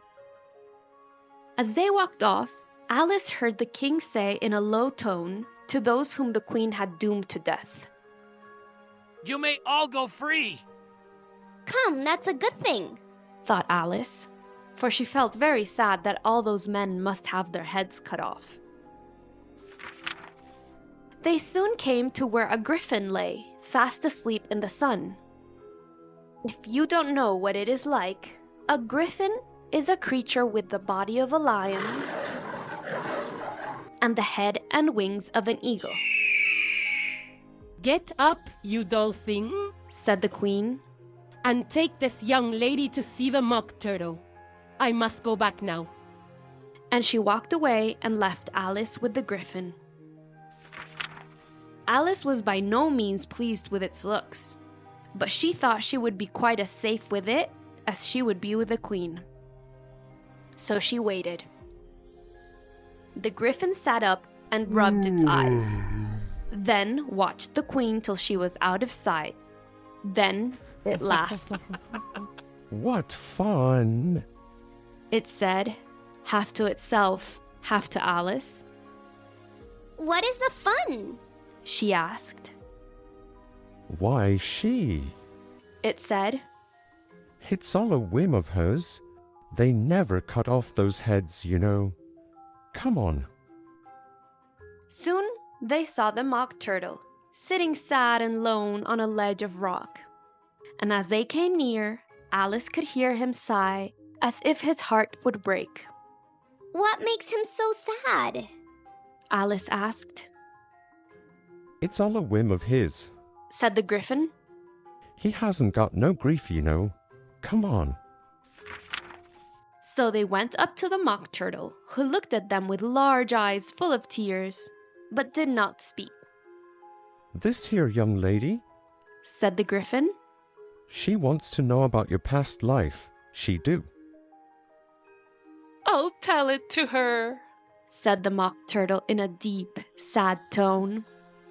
Sit down, both of you, and don't speak a word till I get through. So they sat down and no one spoke for some time. Once, said the Mock Turtle at last, with a deep sigh, I was a real turtle. When we were young, we went to school in the sea. We were taught by an old turtle. We used to call him Tortoise. Why did you call him Tortoise if he wasn't one? Alice asked. He taught us.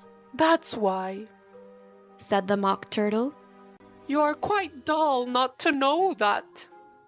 Shame on you to ask such a simple thing, added the Griffin. Then they both sat and looked at poor Alice, who felt as if she could sink into the earth. At last, the Griffin said to the Mock Turtle, Drive on, old fellow. Don't be all day about it. And he went on in these words. Yes, we went to school in the sea, though you may not think it's true. I didn't say I did not, said Alice. You did, said the Mock Turtle.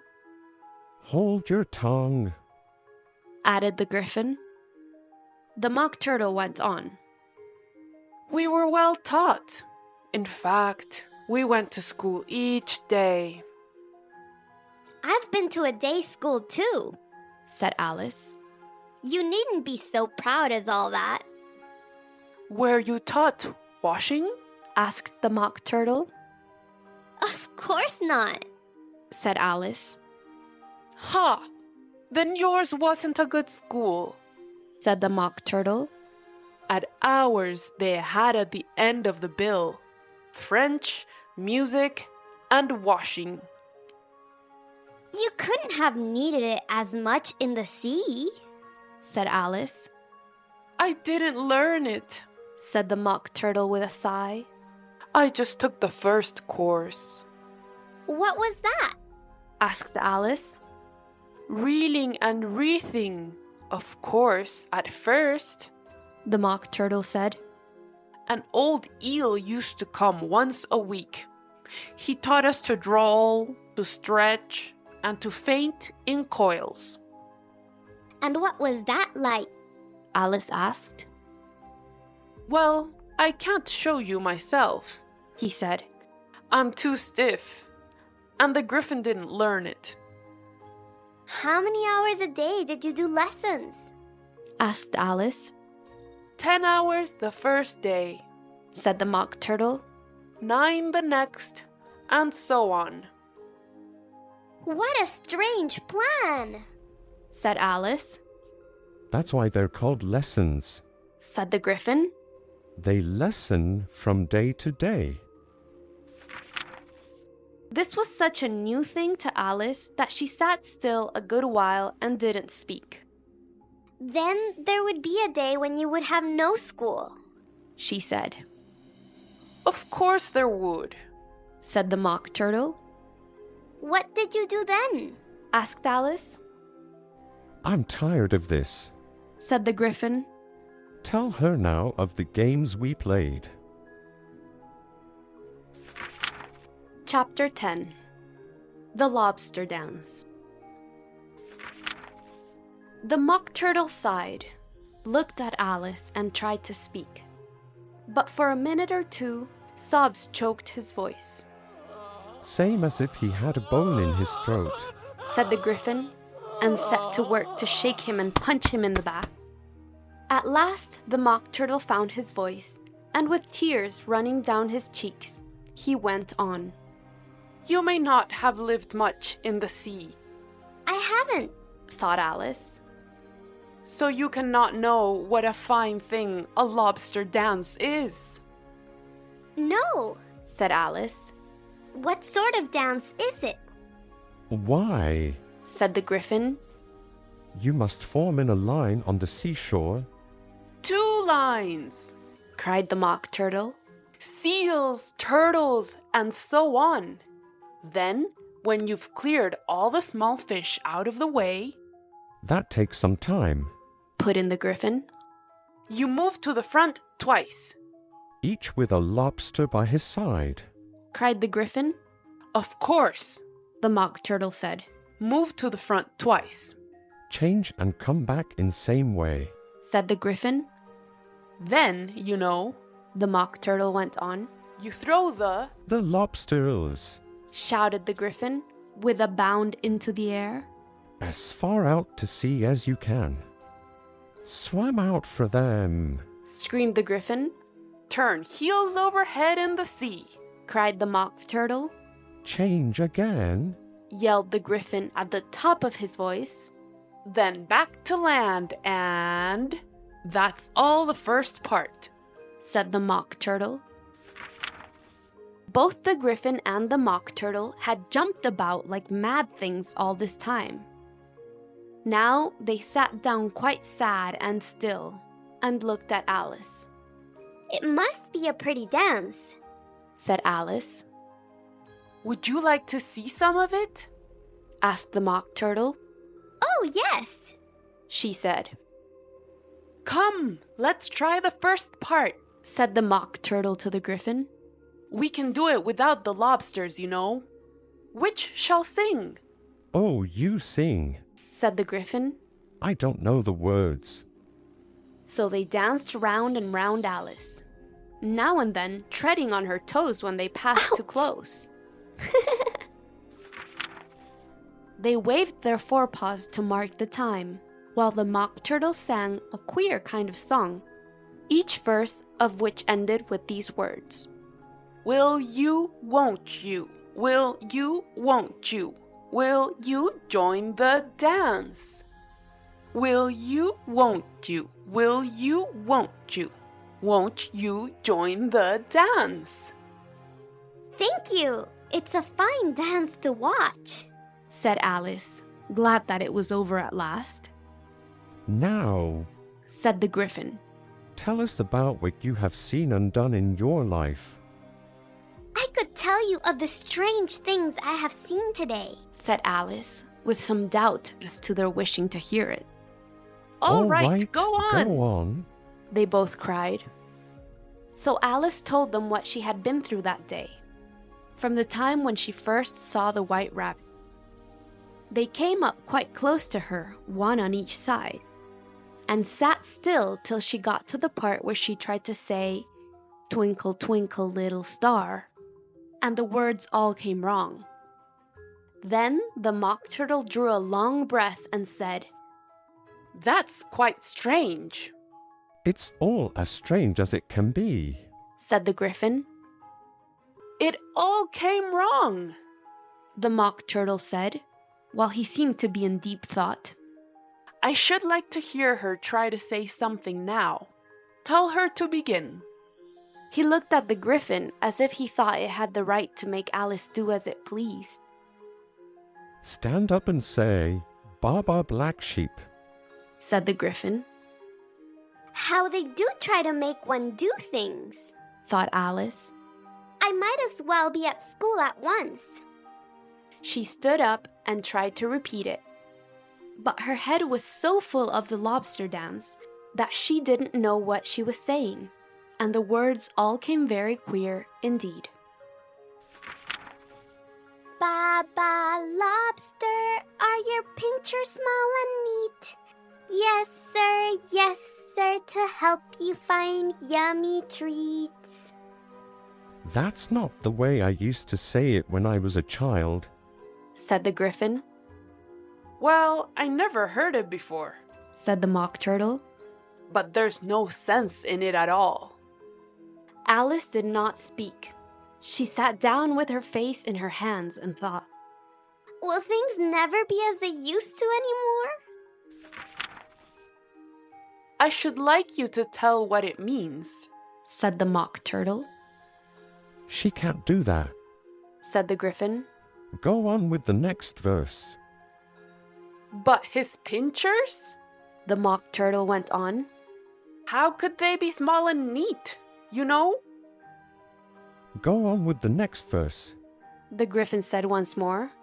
It begins, Ba ba black sheep. Alice thought she must do as she was told, though she felt sure it would all come wrong. And she went on. Ba ba little lobster, do you swim in the ocean wide?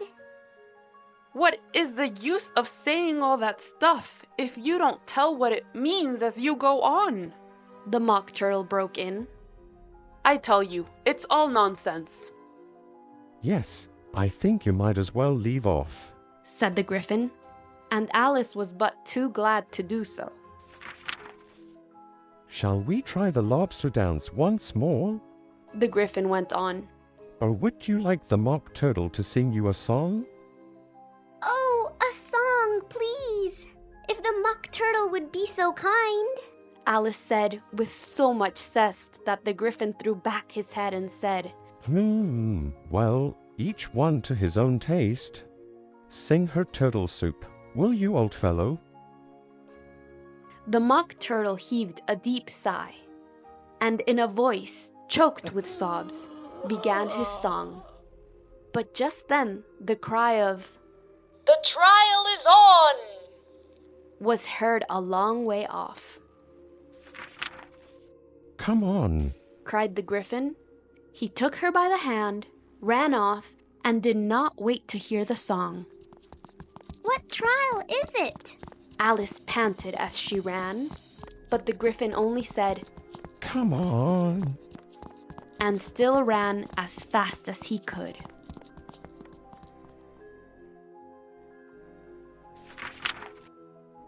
Chapter 11. Who Stole the Tarts? The King and Queen of Hearts were seated on their throne with a great crowd about them when Alice and the Griffin came up. There were all sorts of small birds and beasts, as well as the whole pack of cards. The knave stood in front of them in chains, with a soldier on each side to guard him. And near the king was the White Rabbit, with a trumpet in one hand and a roll of paper in the other.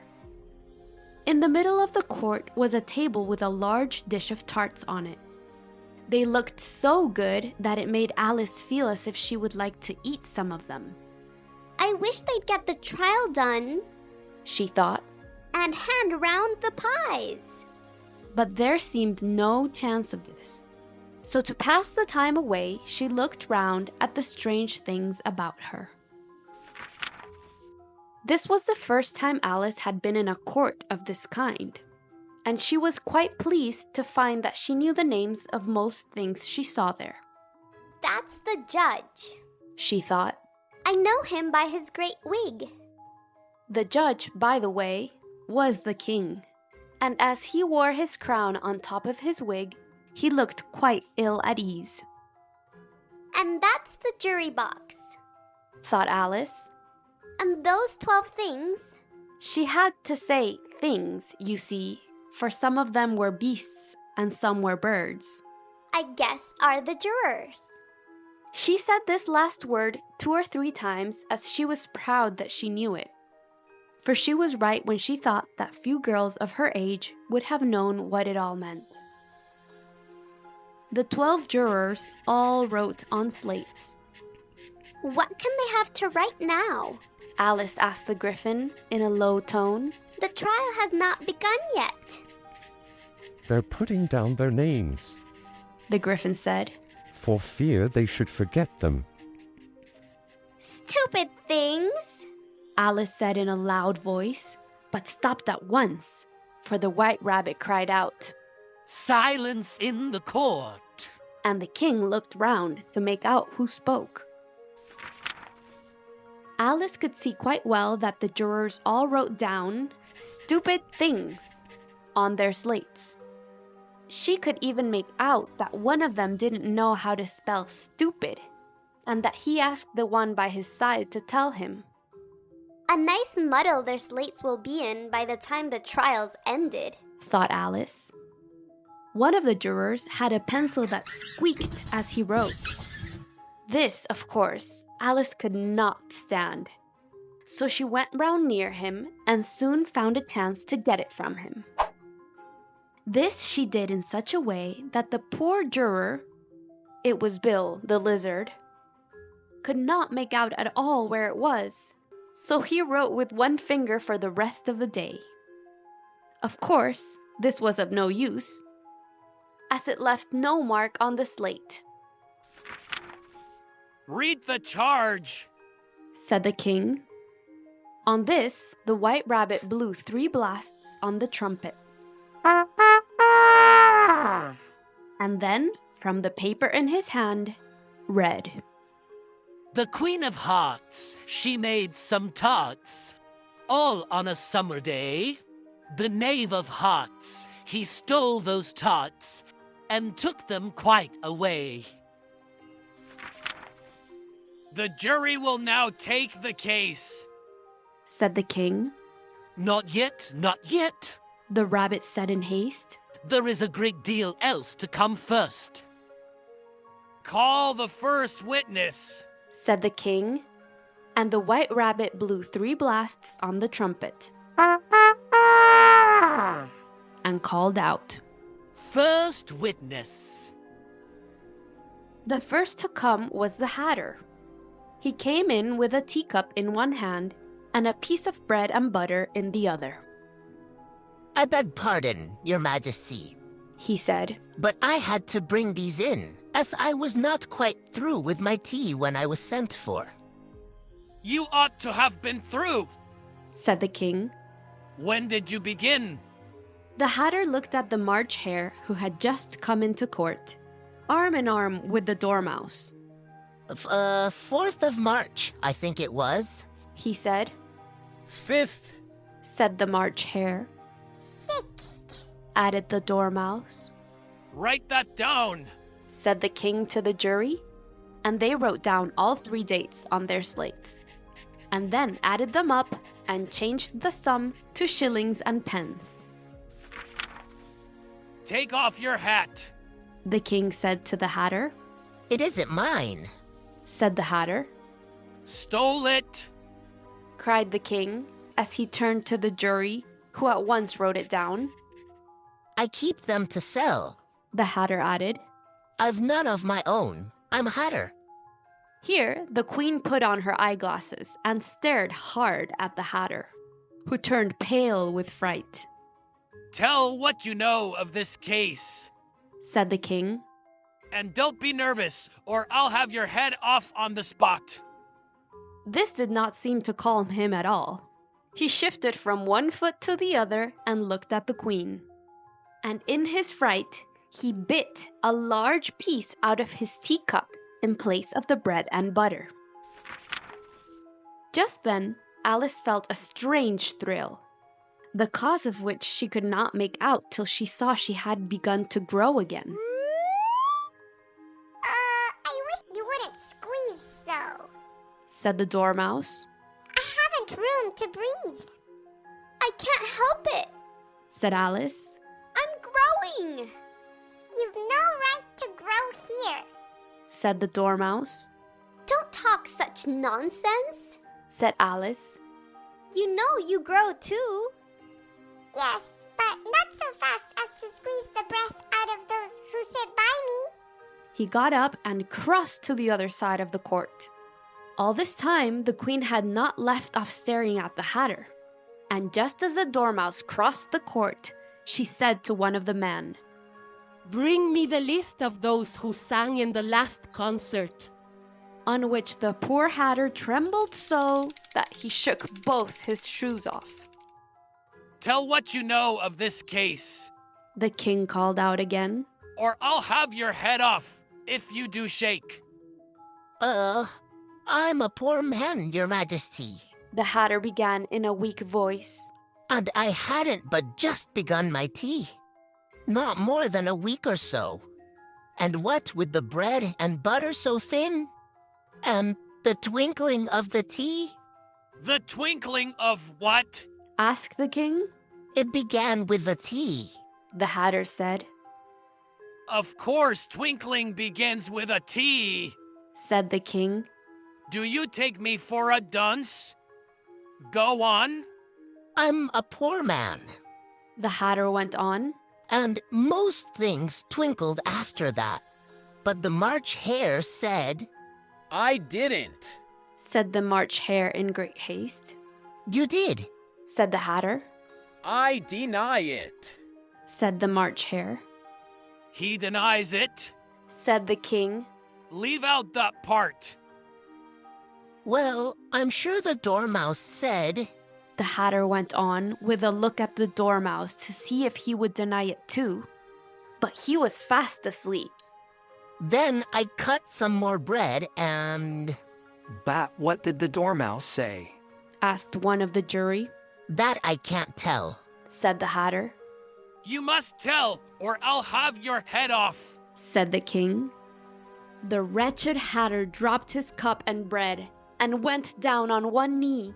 I'm a poor man, he began.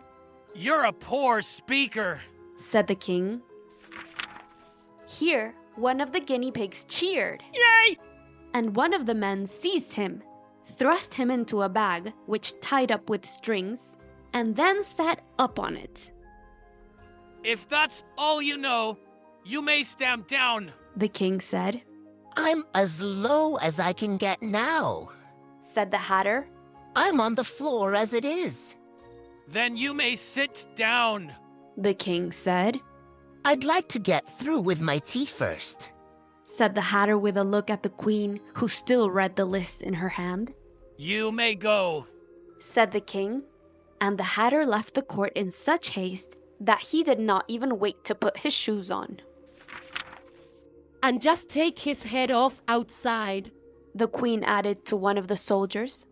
But the Hatter was out of sight before the man could get to the door. Call the next witness, said the king. The next to come was the Duchess's cook. And Alice guessed who it was by the way the people near the door sneezed all at once. Tell what you know of this case, said the king. Shan't, said the cook. The king looked at the White Rabbit, who said in a low voice, Your Majesty must make her tell. Well, if I must, I must, said the king with a sad look. He folded his arms and frowned at the cook till his eyes were almost out of sight. Then asked in a stern voice, What are tarts made of? Pepper, mostly, said the cook. Sugar, said a weak voice near her. Catch that Dormouse, the queen shrieked out. Off with his head. Turn him out of court. Pinch him. Off with his head. The whole court ran here and there, getting the Dormouse turned out. And by the time this was done, the cook had gone. That's all right, said the king, as if he were glad to be rid of her. Call the next. And he added in a low tone to the queen, Now, my dear, you must take the next witness in hand. It quite makes my head ache. Alice watched the White Rabbit as he looked over the list. She thought to herself, I want to see what the next witness will be like, for they haven't found out much yet.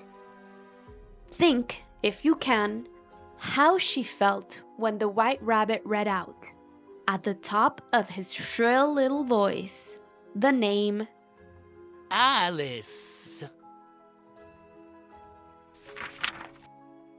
Chapter 12. Alice on the Stand. Here! Cried Alice.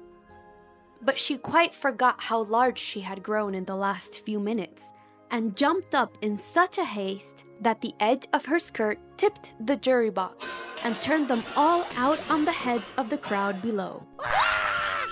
And there they lay, sprawling about, which made her think of a globe of goldfish which she had upset the week before. Oh, I beg your pardon, she said, and picked them up and put them back in the jury box as fast as she could. The trial cannot go on, said the king in a grave voice, till all the men are back in place. He said with great force and looked hard at Alice. She looked at the jury box and saw that in her haste she had put the lizard in head first, and the poor thing was waving its tail in the air, but could not move. She soon got it out and put it right. Not that it matters much, she thought. I should think it would be quite as much use in the trial one way up as the other. As soon as their slates and pencils had been handed back to them, the jury set to work to write out an account of their fall. All but the lizard, who seemed too weak to write, but sat and gazed up into the roof of the court. What do you know of this case? The king asked Alice. Not one thing, said Alice. Not one thing at all? Asked the king. Not one thing at all, said Alice. Write that down, the king said to the jury. The king sat for some time and wrote in his notebook. Then he called out, Silence! And read from his book. Rule 42. Each one more than a mile high to leave the court. All looked at Alice. I'm not a mile high, said Alice. You are, said the king. Not far from 2 miles high, added the queen. Well, I shan't go, said Alice. For I know that's a new rule you have just made. It's the first rule in the book, said the king. Then it ought to be rule 1, said Alice. The king turned pale and shut his notebook at once. The jury can now take the case, he said in a weak voice. There's more to come yet, please, your majesty, said the white rabbit as he jumped up. This thing has just been picked up. What's in it? asked the queen. I haven't read it yet, said the white rabbit. But it seems to be a note from the Knave of Hearts to someone. Whose name is on it? said one of the jurors. There's no name on it, said the white rabbit. He looked at it with more care as he spoke, and added, It isn't a note at all. It's a set of rhymes. Please, your majesty, said the knave. I didn't write it, and they can't prove that I did. There's no name signed at the end. If you didn't sign it, said the king, that makes your case worse. You must have meant some harm, or you'd have signed your name like an honest man. All clapped their hands at this, as it was the first smart thing the king had said all day. That proves his guilt, said the queen. It does not prove a thing, said Alice. Why, you don't so much as know what the rhymes are. Read them, said the king. Where shall I begin, your majesty? The white rabbit asked. Why, at the first verse, of course, the king said, looking quite grave. And go on till you come to the end. Then stop. The white rabbit read, They told me you had been to her, and spoke of me to him. She gave me a good name indeed, but said I could not swim. He sent them word that I had gone. We know it to be true. If she should push the matter on, what would become of you? I gave her 1, they gave him 2, you gave us 3 or more. They all came back from him to you, though they were mine before. My notion was she liked him best before she had this fit. This must be kept from all the rest, but him and you and it. That's the best thing we've heard yet, said the king, rubbing his hands as if much pleased. So now let the jury... If one of you can tell what it means, said Alice. She had grown so large by this time that she had no fear of the king. I should be glad to hear it. I don't think there's a grain of sense in it. The jury all wrote down on their slates. She doesn't think there's a grain of sense in it. But no one tried to tell what it meant.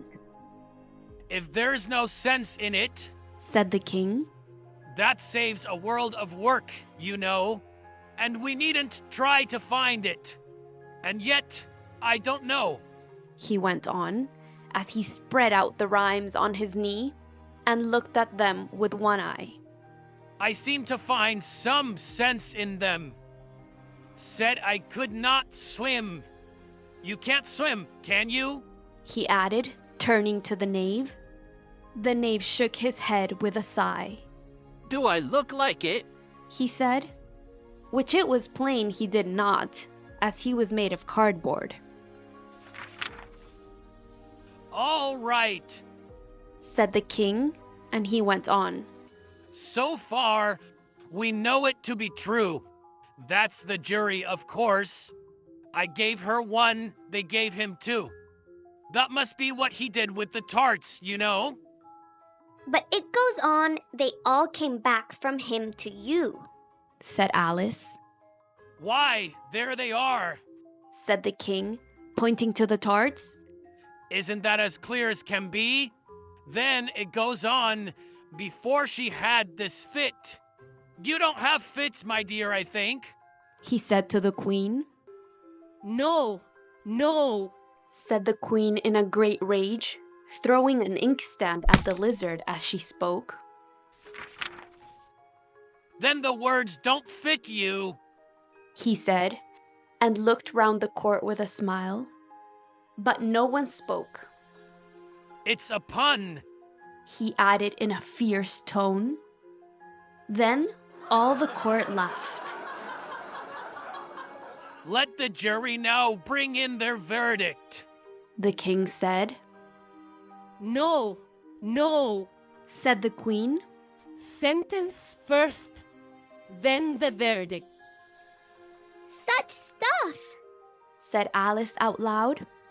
Of course the jury must make... Hold your tongue, screamed the queen. I won't, said Alice. Off with her head, shouted the queen at the top of her voice. No one moved. Who cares for you? said Alice. She had grown to her full size by this time. You are nothing but a pack of cards. At this, the whole pack rose up in the air and flew down upon her. She gave a little scream and tried to beat them off, and found herself lying on the bank with her head in the lap of her sister, who was brushing away some dead leaves that had fluttered down from the tree onto her face. Wake up, Alice dear, said her sister. Why, what a long sleep you've had. Oh, I had such a strange dream, said Alice. And then she told her sister as well as she could all these strange things you have just read about. And when she came to the end of it, her sister kissed her and said, It was a strange dream, dear, I'm sure. But run now into your tea. It's getting late. So Alice got up and ran off. thinking while she ran, as well as she might, what a wonderful dream it had been. The end. If you liked this story, please like, comment, and share this video. Subscribe to our channel for more forest stories.